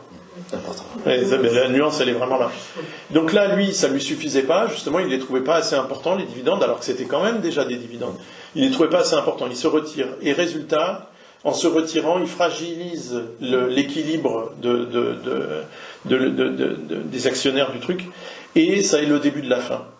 Vont rentrer, au fur et à mesure du temps, des types qui vont être de plus en plus gourmands, de plus en plus exigeants, et qui vont finir, en l'espace de 15 ans, qui vont finir par tuer complètement la boîte. Et donc pourquoi ça m'a intéressé ? C'est parce que, en fait, ce que ça montre, cette histoire-là, et je donne des chiffres, je donne des trucs, ce que ça montre, c'est que le capitalisme se dévore de l'intérieur. Et ça, c'est passionnant. Encore une fois, même sans faire de politique, c'est passionnant. C'est-à-dire un mouvement, une idée qui se dévore de l'intérieur. Déjà le basculement du capitalisme industriel vers le capitalisme financier et ceci sur le court terme, finalement, de vision de dirigeants qui n'ont eu des visions qu'à très court terme. Très court terme. C'est-à-dire, par exemple, certains, alors c'est vrai, vers la fin, c'est les plus pourris, mais certains, ils rentrent dans la boîte et ils ont prévu que dans 2 ans, ils en sortiraient. Donc il faut qu'en 2 ans, ils aient pris tout ce qu'il y avait à prendre. Les aides de l'État, les aides de l'État, ou alors, par exemple, un truc qui est, alors là, pour le coup, qui est un des premiers trucs que j'ai réussi à comprendre, parce que moi, vraiment, j'ai pas du tout de formation en économie et tout. À un moment, ils sont rachetés par une sorte de triumvirat. Il y a deux hommes et une femme. Et la première mesure qu'ils vont faire, ça va être de séparer le foncier de l'activité industrielle. Et donc ça veut dire que tout d'un coup, ils vont demander à l'activité industrielle de verser chaque mois un loyer pour le foncier. Le loyer, en l'occurrence, 42 500 euros. Donc jusque-là, ces 42 500 euros restaient dans la boîte. Et là, tout d'un coup, c'était vraiment comme quand on vous siphonne votre réservoir. Tout d'un coup, tous les mois, il y a 42 500 euros qui partent. Et mais ça, c'est des tics qui se posent sur une bête et qui la vide de son sang, quoi, à toute vitesse, quoi. Et tout ça, c'est effectivement, alors je raconte beaucoup dans le livre, donc là je vais passer vite, mais c'est effectivement avec la complicité invraisemblable de tous les services de l'État, qui à chaque fois qu'un repreneur se présente, ils ont beau savoir que c'est un patron voyou, véreux, etc. Ils sont trop contents de racheter 2 ans de paix sociale. Donc ils lui font un prêt de la Banque publique d'investissement, allez, 5, 6, 7, 8 millions d'euros, sur la promesse d'acheter des nouvelles machines qui ne seront jamais achetées. L'argent va quand même disparaître. Il n'est pas soumis à contrepartie de la part de ces gens-là, etc. Enfin bon, bref. Tout est invraisemblable, tout est scandaleux. Mais moi, j'ai pas fait ça pour ça, je suis pas journaliste du Canard enchaîné, donc c'est absolument pas ça le cœur de mon bouquin. Le cœur de mon bouquin, c'est l'inverse, c'est-à-dire la description de ces hommes et de ces femmes, mais surtout des hommes là, qui, en se parlant, en luttant, se découvrent extrêmement intelligents, experts de leur propre truc, alors qu'ils ont grandi tous avec des CAP, quelques-uns avec des bacs pro, c'est-à-dire tous avec l'idée qu'ils valaient rien intellectuellement, qu'ils sont tout juste bons à faire fonctionner la presse hydraulique, etc. C'est des choses qui m'ont été dites, hein, c'est-à-dire ils parlent d'eux comme ça, quoi. Et tout d'un coup, au bout de 5 ou 6 années de lutte, ils se rendent compte que quand ils sont en réunion à Bercy avec Bruno Le Maire, quand ils sont en réunion avec François Hollande, quand ils sont en réunion avec Emmanuel Macron, ils ne sont pas ridicules. Voire même, ils réalisent l'inverse. C'est-à-dire, ils se disent, mais bon sang, moi je connais le dossier. Là, je viens d'écouter, comment il s'appelait l'autre, le ridicule. C'était Griveaux. Oui, Benjamin Griveaux. À un moment, il y a une réunion avec Benjamin Griveaux. Là, la scène avec Benjamin Griveaux, elle est pas piquée des verres, quoi. Et ils l'écoutent et ils disent, mais il connaît rien. Il vient de se présenter comme un spécialiste des plans sociaux et il n'y connaît rien. Et donc pour eux, c'est des grands moments dans leur vie. de se dire, là, le ministre n'y connaît rien, et moi, je suis capable de lui faire la leçon, là. S'il me laisse parler une demi-heure, je prends la demi-heure et je lui fais la leçon et je lui explique ce que c'est qu'un plan, qu'un PSE, etc. Donc, moi, c'est ça que je voulais décrire. Pourquoi ? Au moment où je les rencontre, en octobre 2017, il y a cette fameuse phrase d'Emmanuel Macron à Mende. Il est enfermé dans la préfecture et il dit, au lieu de foutre le bordel, il ferait mieux de chercher du travail là où il y en a. Or, c'est en parlant des GMS, qui étaient justement à l'extérieur. Au même moment, moi je suis à la souterraine et je commence les entretiens, et donc j'ai cette phrase dans l'oreille, au lieu de foutre le bordel, il ferait mieux de chercher du travail. Et moi je suis face à des gens que je découvre très vite, je comprends à quel point ils sont méritants. Mais vraiment, quoi, c'est-à-dire méritants sur le plan du boulot, créatifs dans leur travail, quoi, pour sauver leur usine, mais aussi méritants sur leur boussole politique. Par exemple, juste une anecdote que j'aime vraiment beaucoup pour faire comprendre ça, c'est de novembre 2017, les lettres de licenciement tombent pour 157 d'entre eux. Et bien il y en a 3, immédiatement, ils utilisent leur temps de chômage, tout neuf. Au lieu de se foutre dans le canapé à boire des ricards et à regarder la télé, ils se réunissent 2 fois par semaine dans la cuisine de Vincent Labrousse pour commencer à rédiger une proposition de loi qu'ensuite ils vont porter à l'Assemblée nationale. Ça, c'est des fouteurs de bordel. Mais non, quand tu utilises ton temps de chômage à rédiger une proposition de loi qui va te prendre 1 an et demi de ta vie, et puis ensuite 1 an de lobbying pour... Et pour les autres, c'est-à-dire que pour eux c'était déjà terminé, et finalement c'était... Et voilà, c'est même pas pour eux cette proposition de loi, c'est-à-dire pour eux ça changerait rien. Donc tu peux pas dire c'est un fouteur de bordel à quelqu'un qui au contraire essaye de donner une dernière chance à la démocratie. C'est pas possible, il y a un menteur là dans l'affaire, quoi. Et l'autre anecdote, vous allez voir, elle est encore plus parlante, et elle est très belle, je la trouve mignonne. Juin 2021, il y a les prud'hommes. L'audience dure 3-4 heures. Moi, j'ai la chance de pouvoir rentrer dedans parce que la jauge est toute petite parce qu'on est encore dans les normes Covid, etc. Et donc il y en a plein qui restent dehors. Mais des types concernés par ce qui se passe, quoi. Parce qu'en fait, la question, c'est de leur indemnité. Donc pour eux, certains sont déjà en fin de droit. Pour eux, c'est un moment ultra important. S'ils peuvent récupérer 30 000 euros, c'est une bouffée d'oxygène. L'audience se passe. Le résultat est mis en délibéré, ils sortent. Il n'y a pas d'estrade, mais il y a un ampli avec un micro. L'avocat Jean-Louis Bory et Vincent Labrousse se préparent à faire un compte-rendu pour ceux qui sont restés dehors. Vincent Labrousse prend le micro et dit, en regardant son téléphone, il dit, je voudrais d'abord vous dire, avant de vous parler là de ce qui vient de se passer, je voudrais d'abord vous dire, je viens de voir une alerte du journal Le Monde, un cessez-le-feu a été signé à Gaza. Là, on parle de 2021, pas de Gaza maintenant. Un cessez-le-feu a été signé à Gaza. Et vraiment, je me dis, mais il est fort. Alors là, vraiment, il est fort. Parce que vraiment, je le connaissais bien déjà à ce moment-là, Vincent, mais vraiment, je ne m'attendais pas à ce qu'il fasse ça, c'est-à-dire... Au moment où ils sont suspendus à ses lèvres, il leur dit on n'est pas seul au monde, il y a encore plus grave que pour nous, et ce qui compte c'est la paix. Vraiment, il m'a soufflé, quoi. Donc je me dis, mais bon sang, c'est ces gens-là, moi, que j'ai sous les yeux, c'est-à-dire des gens qui sont, mais vraiment au vieux sens de la vertu, c'est des gens vertueux, quoi. Et donc je veux à tout prix raconter tout ça. Tu vois, je me fous d'Emmanuel Macron, vraiment j'ai aucune envie de dialoguer avec lui, mais voilà, Emmanuel Macron il parle d'eux comme ça, et ben moi je vais dire quel genre de personne j'ai eu sous les yeux, je vais dire quel récit de vie j'ai entendu, et puis ensuite les gens font leur marché entre les différentes versions. Donc ton livre, il fait prendre aussi conscience que les puissants que les pouvoirs sont très conscients justement de la puissance, de l'importance des mots et du langage. Oui. Et ils cherchent à le contrôler, à le dévoyer, le maîtriser, le mépriser, pour retirer aux autres la force qu'ils pourraient en tirer. On se rend compte aujourd'hui que les entreprises, que les pouvoirs publics font appel à des cabinets de conseil qui coûtent très cher pour trouver parfois quelques éléments de langage. Tu décris les indemnités de licenciement qui deviennent des primes, les cotisations qui deviennent des charges, les plans de licenciement qui sont des plans de sauvegarde de l'emploi. Et finalement, l'idée que cette guerre économique, elle se mène aussi sur le terrain des mots Et sur le terrain du langage, moi j'aime beaucoup aussi l'idée des casseurs, finalement, qui sont les plus grands casseurs, ceux qui détruisent l'hôpital, ceux qui détruisent l'école. Et voilà, avant de te laisser avec cette question et aussi la frontière entre l'écrivain et les militants, je te cite, tu écris « Le primat de l'économie sur tout, la mainmise de quelques-uns sur la richesse produite par tous, le détournement de l'argent public, la compétition plutôt que la curiosité, la séparation partout, l'accueil difficile, la marche du monde me rend fou, et quand les GMS me racontent leur histoire, je me sens agressé et j'éprouve le besoin de répliquer. Mais comment le faire sans renoncer à l'intelligence promise par la littérature? Comment allumer un contre-feu sur le terrain du langage et des représentations sans enfiler les œillères qui, dit-on, trahissent le militant? Oui, parce que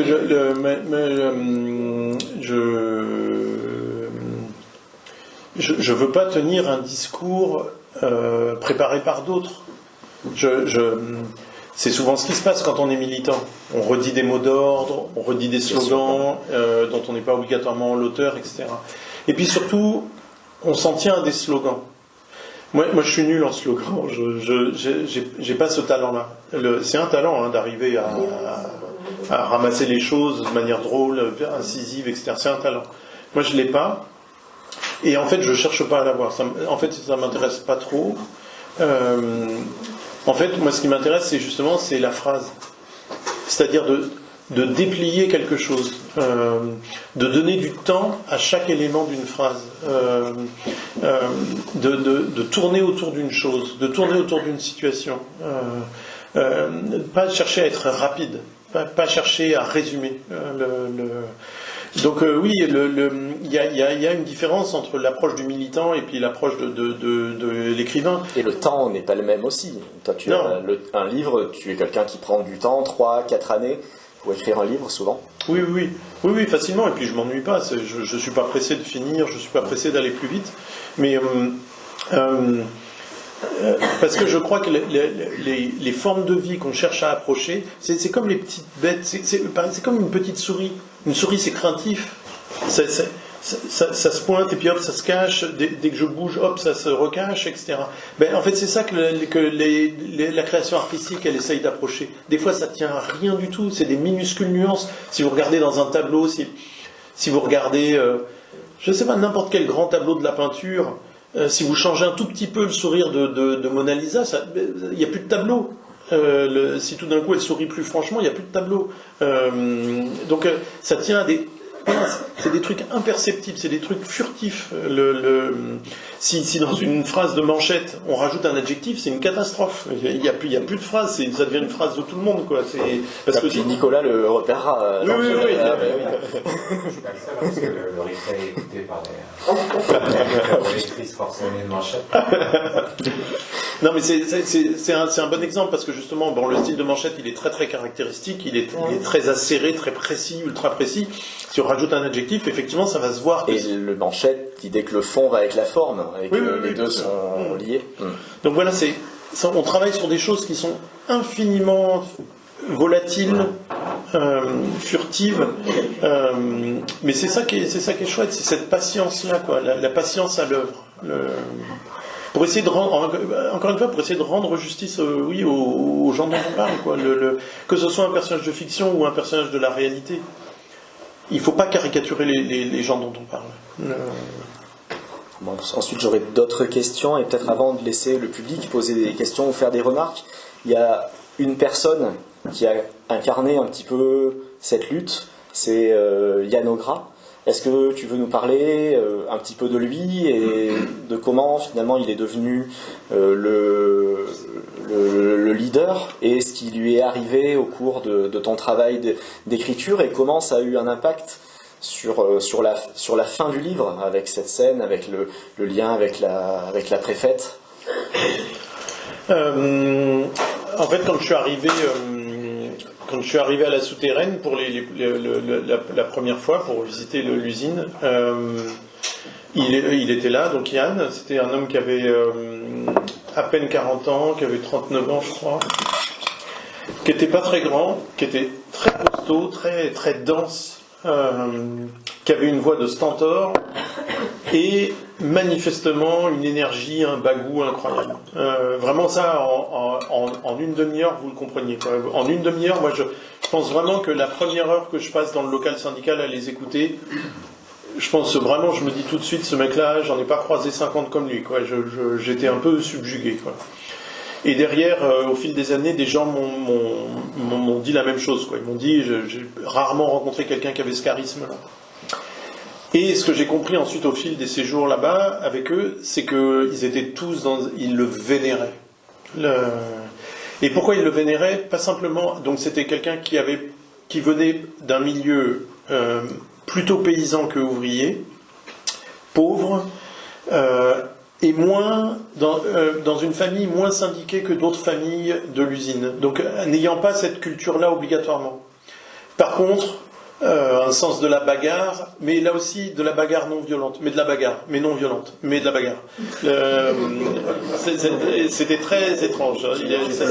Le sens du bluff. Oui, non, mais je pense que jamais physiquement il a fait mal à quelqu'un, même pas un CRS ou quoi que ce soit. Mais par contre, avant qu'un CRS arrive à le bouger, il fallait y aller, quoi. Mais il était comme Vincent, il était hyper attaché à l'idée du truc pacifique, et comme Vincent, avec le souci de faire de mal à personne. C'est-à-dire, en fait, s'il y avait un maire de droite qui acceptait de travailler un peu avec eux sur les questions qui leur importaient, il n'y avait pas de problème, il leur faisait de la place, etc., etc.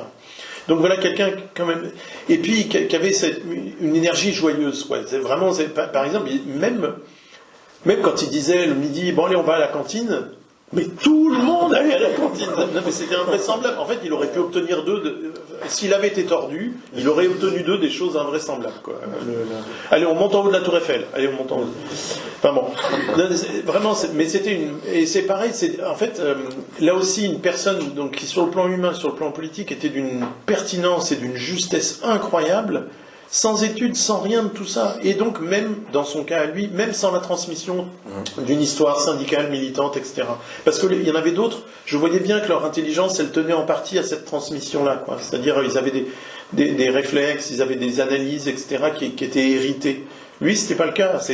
Tout était brut de décoffrage, mais tout était intelligent, généreux, tout le temps. Et donc, très impressionnant. Et il est mort dans un accident de la route en sortant du travail. Et en fait, on sait qu'il n'avait pas déjeuné, il n'était pas du tout alcoolisé, il n'était pas au téléphone, on le sait par le téléphone éteint, et donc c'est juste qu'il s'est endormi. Et pourquoi il avait travaillé depuis 5h du matin. Depuis 5h du matin, il travaillait jusqu'à 13h, et donc à 13h30, boum, il rentre dans un camion. Et Et tu faisais référence tout à l'heure, dans la voiture, à cette phrase, qui est effectivement une phrase forte, d'une femme qui a beaucoup lutté avec eux, et qui a dit, au jour de son enterrement, c'est pas n'importe qui meurt en s'endormant au volant à 13h30.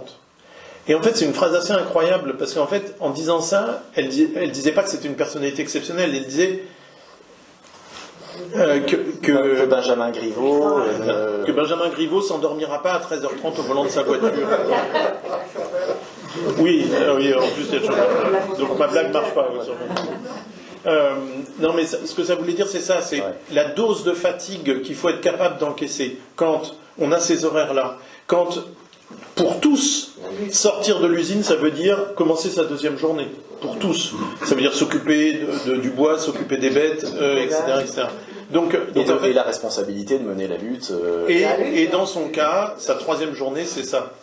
D'être toujours sur la brèche, avec tout le stress que ça suppose. Et quand il meurt, ça fait déjà 10 ans qu'ils sont sur la brèche, etc.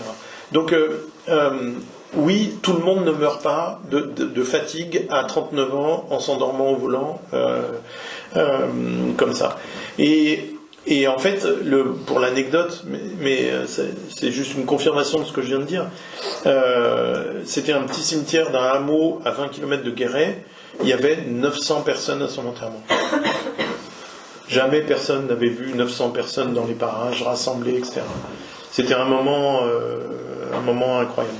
Bon, et puis pour finir sur ce que tu voulais que je dise, c'est la préfète de la Creuse lui a rendu un hommage républicain, donc c'est-à-dire elle est venue en uniforme. Eux, les GMS, ont été sensibles à ça. Donc moi je trouvais ça grotesque et je trouvais que c'était une bouffonnerie, mais puisque eux étaient sensibles à ça, j'ai rien dit du tout. Dans le livre, je fais pas de remarques sur ça. Puisque là encore, c'est eux qui savent mieux que moi ce qui leur importe. Ok. Mais elle fait un discours nul, mais pas seulement nul, que je trouve aussi scandaleux. Nul, on a le droit d'être nul. Par contre, scandaleux, c'est plus gênant. Et donc, je fais un chapitre où en fait, il me l'a envoyé sans se douter que j'allais en faire quelque chose. J'ai écrit à la préfecture de la Creuse. J'aimerais beaucoup avoir le discours de la préfecture. Et eux, tout fiers, ils me l'envoient. Et donc, je prends paragraphe par paragraphe, et puis je montre pourquoi c'est une supercherie, pourquoi c'est pas bien de dire ce qu'elle dit, pourquoi il y a du mensonge à toutes les lignes. Et pareil, c'est une affaire de langage. Qu'est-ce qu'on fait dire aux mots? Donc, quand elle dit « nous avons eu la chance de connaître Yann Augras », non! Devant sa famille, devant... Mais oui, devant sa famille, devant sa femme, devant ses collègues et tout, alors qu'à toutes les réunions, elle les a méprisés. À toutes les réunions où ils arrivaient avec des propositions, elle disait « mais non, mais vous ne connaissez pas le dossier, etc. » Et ensuite, elle dit « nous avons eu la chance de connaître Yann Augras ». T'as pas le droit de te mettre dans ce « nous ». Est-ce qu'il y a des questions, des remarques dans le public? Moi j'en ai encore deux, mais comme là comme on est encore dans la matière du livre, puis après on ira à la cantine. Mais, est-ce que vous avez sur l'un ou l'autre des livres ou sur le... Mais là, sur le discours là, que vous avez remis en question, comment ils l'ont vécu? Vous l'avez publié, enfin vous avez... Ah oui, c'est dans le livre. Et ils n'ont pas été dérangés par... Non, parce que quand même, c'est-à-dire, je pense qu'ils sont d'accord avec ce que je dis dans l'analyse du discours. Par contre, par exemple, ils n'auraient pas aimé que sur le moment, quelqu'un fasse un esclandre.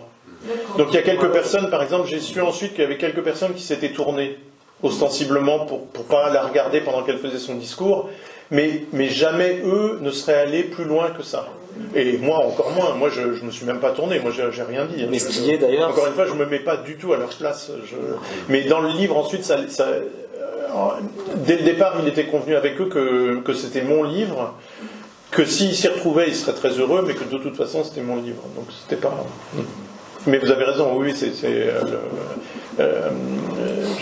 vraiment c'est comme au Congo, c'est-à-dire il était hors de question que j'imagine mieux savoir qu'eux ce qu'il fallait pour eux, quoi.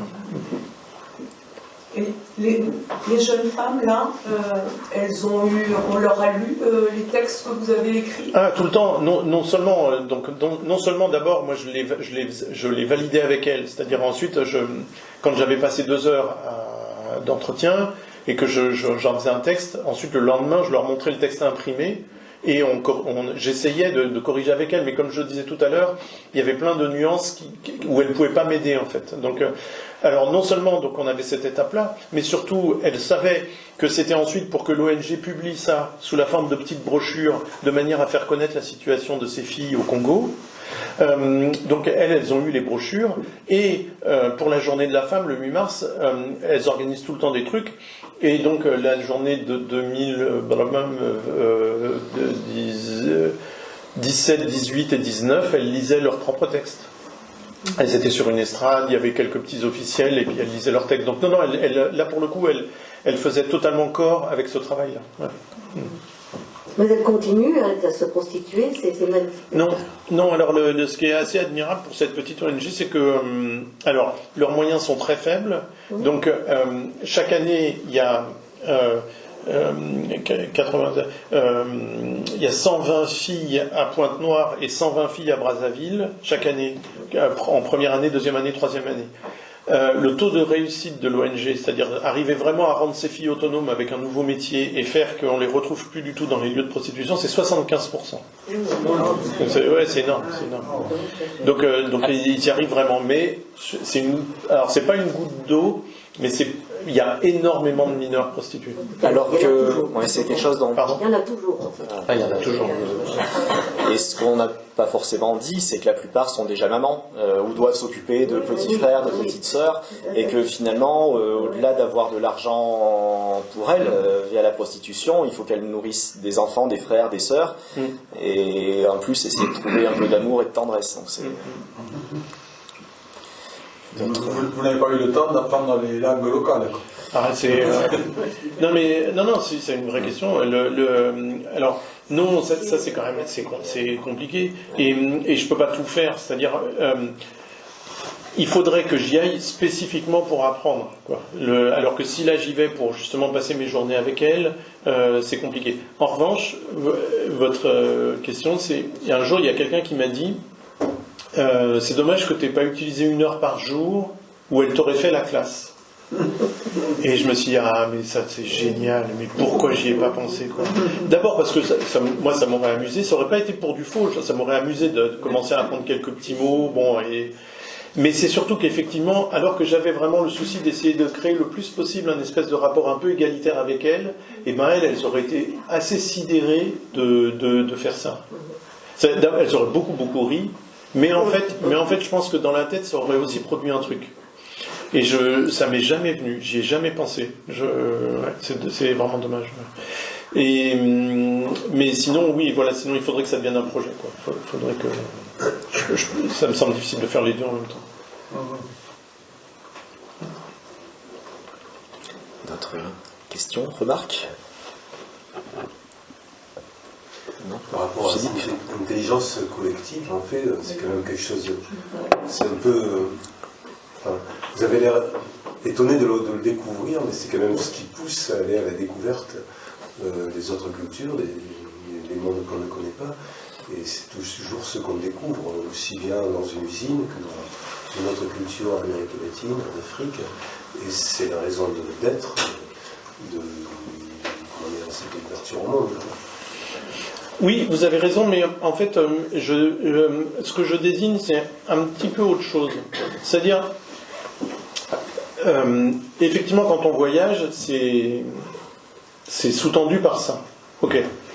Mais en fait, nous, on vit en Europe depuis les années 80, depuis le début des années 80, il y a comme ça cette chape de plomb ultralibérale, néolibérale, qui nous veut tous séparer les uns des autres, qui ne cherche qu'à créer de la division, qui cherche à créer que de l'individualisme et la méfiance vis-à-vis de l'autre. On a peur de nos voisins, on se crée des groupes WhatsApp pour dénoncer le moindre truc qui peut passer dans la rue, etc. etc. On ne nourrit que de la peur, on ne nourrit que de la haine, de la division, etc., etc. Donc je pense que quand même, oui, ça s'est su à certaines époques que plus on se parle, plus on construit quelque chose ensemble.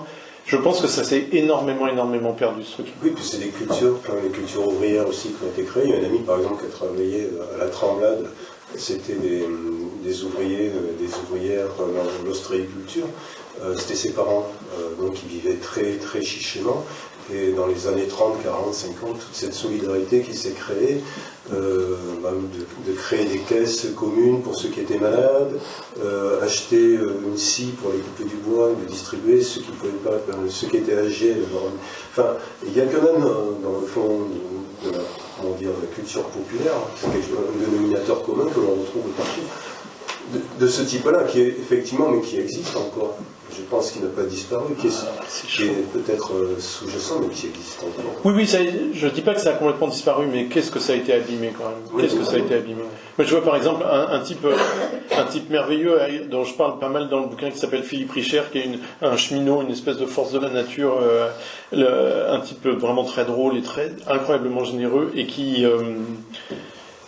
racontait cette chose toute bête. Il disait, avant dans un hameau, celui qui a des fruits, il les distribue au printemps, celui qui a un cochon, quand il le tue à l'automne, il le distribue, parce qu'on n'a pas de congélateur. Maintenant, on a tous nos congélateurs, on se fout de savoir ce que fait le voisin, quoi. C'est résumé, mais quand même, l'idée, elle est beaucoup là, quoi.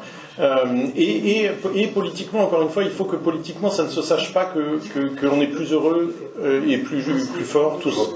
pu voir aussi dans certains lieux des gens qui se donnent des coups de main pour réparer une voiture, par exemple. Non, mais... Dans une petite cité qui est réputée, il y a une solidarité qui existe aussi. Je suis tout à fait d'accord.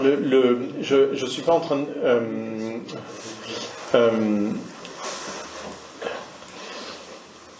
toutes ces formes de solidarité-là, en fait, il y a plein de gens qui disent ça existait avant, ça n'existe plus, c'est pas vrai. Effectivement, ça existe encore. Mais il y a quelque chose qui a été cassé quand même. Oui. Sur le plan de l'élan vers les autres, quoi. On est quand même plus facilement méfiant. On nous a rendus plus facilement méfiants. Et ensuite, on est surpris. Et vous avez raison, dans le début de votre question, vous dites est-ce que c'est pas un peu naïf de votre part de découvrir ça, etc. Non, mais vous avez complètement raison. Mais j'ai l'impression juste que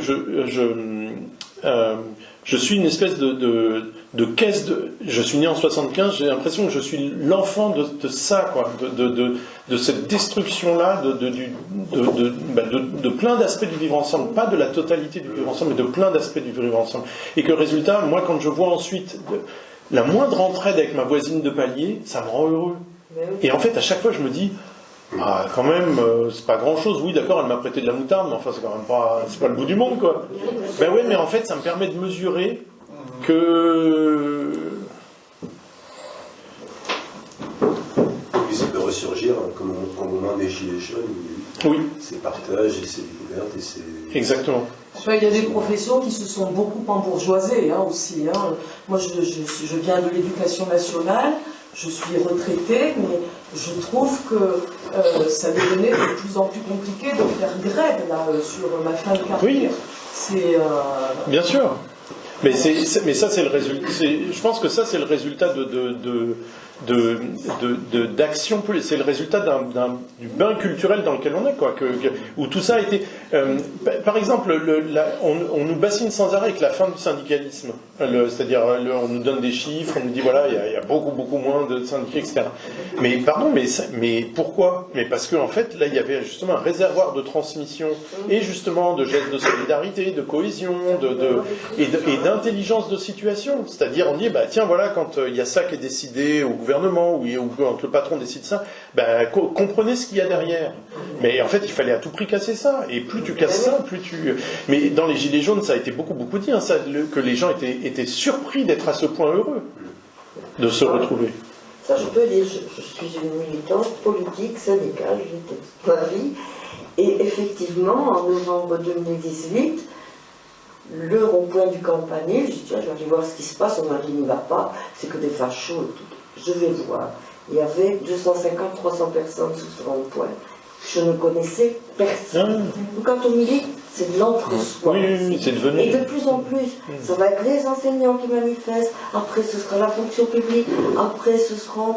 Et là, le collectif, c'est fini. Ouais. Mais alors là, oui, ce qui s'est développé là, pendant des mois, il y avait toutes sortes de personnes, et des personnes magnifiques. Il y a de l'affection qui s'est créée, exactement. De la joie. Alors là, les barbecues, bonjour. mais voilà, bon, maintenant, il y a encore quelques motivés qui sont le samedi après-midi, c'est fini. Ça a duré longtemps. Il y aura autre chose. Ce que Jacqueline m'a appris et qui peut peut-être vous intéresser, c'est qu'un des hommes qui a sévi à la souterraine, qui est évoqué dans le livre d'Arnaud, Giuseppe Cola, est ensuite venu à Fumel aussi prendre...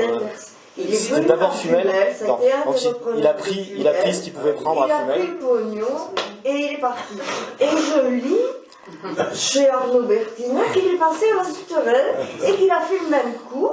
Et nos gouvernements trouvent toujours des millions à donner à ces gens-là. Et on cherche les fraudeurs chez les chômeurs. Vraiment. Non, mais c'est ça. C'est aussi caricatural que ça. Mais oui. Alors tu nous as pas... L'histoire des reprises de la souterraine, les reprises de l'usine de Fumel, c'est la même histoire.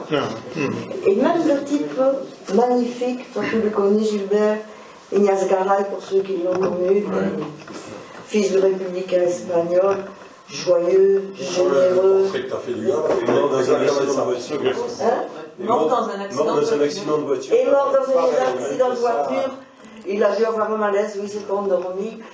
Oui, quand j'ai lu ça, j'ai dit, mais ce livre m'a beaucoup touché parce que je me suis dit, mais c'était pareil. Bon, pareil avec les différences qui sont tombées le son, c'était ça. Et il y a toujours un gars formidable qui, quand il est mort, ça a été, on a dit, on va lui faire sa dernière manifestation. Je sais pas, il y avait 1 millier de personnes, il y a des gens qui sont venus du Pays Basque. Ben oui. Mais heureusement, des gens comme ça. Ils existent, il faudrait les trouver. Oui, non, ils existent, ça c'est pas le problème. Alors, tu nous as parlé tout à l'heure des écrivains qui t'ont beaucoup influencé quand tu étais enfant, adolescent. Est-ce que tu aurais envie de nous parler d'un auteur, d'une autrice ou de plusieurs qui aujourd'hui te marquent beaucoup, dont le travail te plaît et qui finalement que tu aurais envie de faire connaître aux lecteurs, aux lectrices de Pujol? Voilà, moi j'avais noté quelques noms dont tu parles souvent. Il y a Antoine Volodine, il y a Nathalie Quintane, Svetlana Alexievitch. Donc, si tu veux choisir quelqu'un d'autre, est-ce qu'il y a ou même des fois un livre dont tu aurais envie de nous parler en particulier? Ouais, je peux en prendre plein, mais alors, est-ce que vous connaissez un peu Svetlana Alexievitch? Oui. Ouais. Ça c'est vraiment c'est grandiose, ça c'est il y en a pas beaucoup, hein, il y a que 5 ou 6 livres. C'est magnifique, c'est du côté de l'enquête, mais qu'est-ce que c'est puissant sur le plan des émotions et des récits de vie et de. Elle ne fait que restituer finalement des témoignages. Ouais, c'est quasiment que ça. Après, bon, elle a des architectures bizarres dans ses livres, mais donc il y a un travail comme ça de composition, mais sinon c'est. Donc par exemple un livre qui s'appelle La guerre n'a pas un visage de femme, sur l'engagement des très jeunes soviétiques 16, 17, 18 ans dans la Seconde Guerre mondiale. Ça c'est un livre complètement dingue, hyper émouvant, parce que donc c'est des femmes qu'elle interroge dans les années 70. Donc c'est des femmes qui à ce moment-là ont 60 ans et mais elles sont encore dans le système soviétique, donc elles sont sans distance sur le plan idéologique. Mais ce qu'elles décrivent, c'est l'élan pour sauver la patrie, quoi. Et donc elles n'ont pas l'âge, mais elles veulent y aller quand même, donc elles trichent avec leur âge. Enfin bon. Et elle a interrogé 300 ou 400 femmes, c'est colossal. Ou sinon, donc un autre qui s'appelle La supplication, qui est sur l'explosion de la centrale de Tchernobyl. Là aussi, qu'est-ce que c'est beau et dingue. Les cercueils de zinc, c'est le retour des soldats d'Afghanistan. Et alors là, c'est poignant parce que en fait. C'est la guerre dégueulasse, et ces soldats le comprennent plus ou moins. Ils l'ont compris sur place, ou ils le comprennent en rentrant, ou alors leur veuve le comprend pour eux, ou alors leurs parents le comprennent pour eux. C'est très... Pardon ? Les cercueils de zinc. Il existe en poche. Tous les livres de Svetlana Alexievitch sont à la bibliothèque ou à la librairie Livresse. Et elle a eu le prix Nobel de littérature pour son travail en 2015 ou 2016. Voilà, elle est biélorusse et elle est inquiétée pour son travail. Je crois qu'elle vit à Berlin maintenant parce que... Non, sinon par exemple en ce moment là, je travaille beaucoup sur Marianne Ndiaye, qui est connue, qui a eu un concours et tout, mais je suis vraiment elle m'épate, quoi. C'est vraiment je la trouve très forte parce que c'est facile de rentrer dans ses livres, c'est une belle langue, bien écrite, très littéraire, etc. Mais quel univers étrange et quel univers inquiétant, des fois drôle, souvent inquiétant. Des fois hyper bizarres, avec des personnages qui se transforment en corbeaux. Enfin, il y a des trucs aussi bizarres que dans Volodine. C'est les deux grands bizarres pour moi de la littérature contemporaine, Volodine et elle. Ils ont vraiment un imaginaire et des visions qui sont incroyables. Aussi, il y a une autrice que j'aime énormément qui, dans un genre différent, qui s'appelle Emmanuelle Baya-Maktam, qui est publiée chez POL. Et alors là, elle est vraiment très très forte aussi. Alors sur un terrain où moi j'arrive pas du tout à aller. C'est marrant parce que c'est très bien écrit, c'est truffé de citations de la grande littérature française. Donc tout d'un coup vous trouvez un vers de Racine, un vers de Hugo, pas disséminé. Alors qu'en fait son territoire d'écriture c'est vraiment les mœurs d'aujourd'hui et en toute liberté. Donc elle a des personnages très joyeux, très audacieux, très tranquilles, qui font absolument n'importe quoi de leur corps, qui font absolument n'importe quoi de leur sexualité, etc., etc., etc. Mais c'est décrit avec un appétit, avec une joie de vivre, avec une énergie, mais c'est magistral, quoi. C'est vraiment... J'adore la lire, c'est pareil, c'est très facile à lire, on colle tout de suite à ces personnages, on les aime tout de suite, c'est assez incroyable. Par exemple, un livre qui s'appelle « Si tout n'a pas péri avec mon innocence », ou alors... Arcadie, que j'ai vraiment beaucoup aimé, qui est très très très bizarre.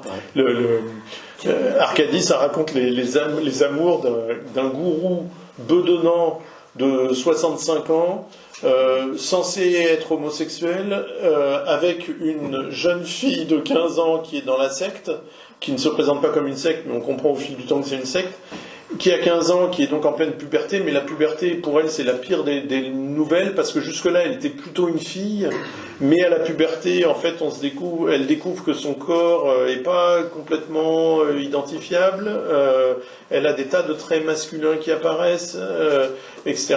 Et donc, vous voyez, bon, si je vous dis que c'est lui qui va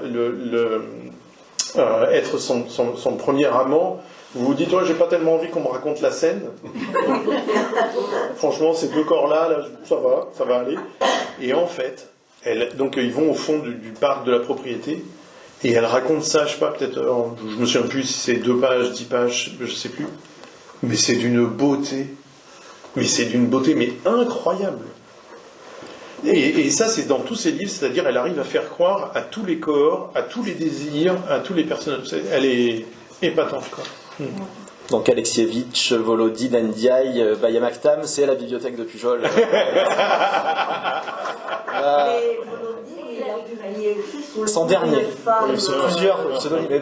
Bayamaktam aussi. Bayamaktam aussi, elle a pris d'autres pseudonymes. Tout à l'heure, j'ai effleuré la question de ton rapport à la fiction, avec le fait que tes 2 derniers livres ne sont pas des romans. Ma dernière question, moi j'avais l'impression que tu allais peut-être avoir du mal à revenir à la fiction après ces livres-là. Est-ce que tu as envie de nous parler de ton prochain livre, du projet, du texte sur lequel tu travailles, sur lequel tu ajustes avant de l'envoyer à ton éditeur, pour qu'on ait un avant-goût de ce que sera le prochain Arnaud Bertina, ou pas, si tu n'as pas envie d'en parler. Oui, non, je reviens au roman avec beaucoup de plaisir, et le livre d'après sera à nouveau un truc documentaire. Enfin, toi, les choses ne sont pas en contradiction. Parce que je pense que de toute façon, c'est le même effort, comme je disais tout à l'heure, c'est le même effort d'écriture. Juste, dans un cas, je rencontre des personnes réelles, et donc je dois faire attention à ne pas les abîmer. Dans l'autre, j'invente des personnages et je dois faire attention à ne pas faire des personnages caricaturaux. Donc pour moi, vraiment, c'est quand même un peu la même chose. J'ai un copain qui, en 2019, m'invite à dîner, puis il me raconte comme ça un truc, mais il me le raconte comme ça, quoi. Il ne pensait pas me dire quelque chose d'important pour moi. Et il me raconte qu'en 2012, il va déjeuner au nord de Tunis dans un palace. Et donc il doit longer la piscine pour accéder à la terrasse, et il constate que donc il n'y a personne dans l'eau, et il constate que sur un côté c'est que des femmes qui sont couvertes de bleu, d'échymoses, de bandelettes de plâtre, parce qu'elles sortent d'opérations de chirurgie esthétique, parce que la Tunisie c'était vraiment le low cost de la chirurgie esthétique.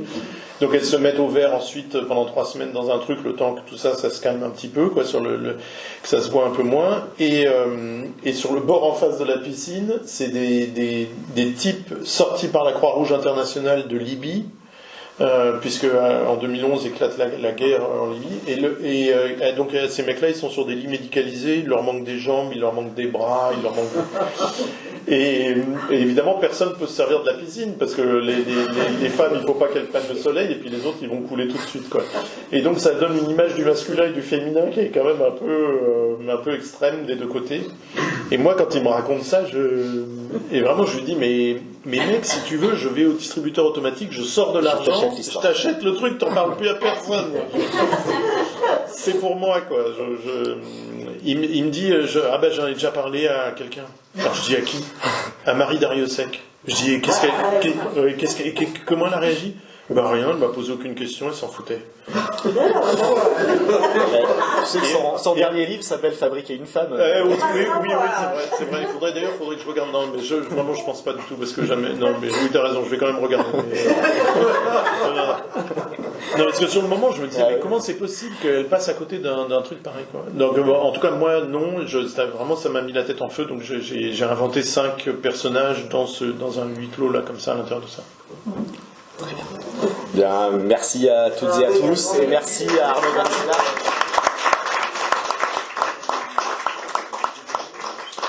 Je peux vous assurer que c'est pas tout le temps que les entretiens sont préparés avec autant de sérieux et de précision.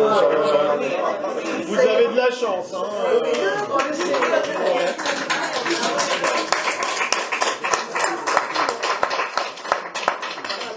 Donc on va passer au temps de la dédicace pour les personnes qui veulent. Alors, vous faites vos achats auprès de Laure et venez, ici auprès d'Arnaud.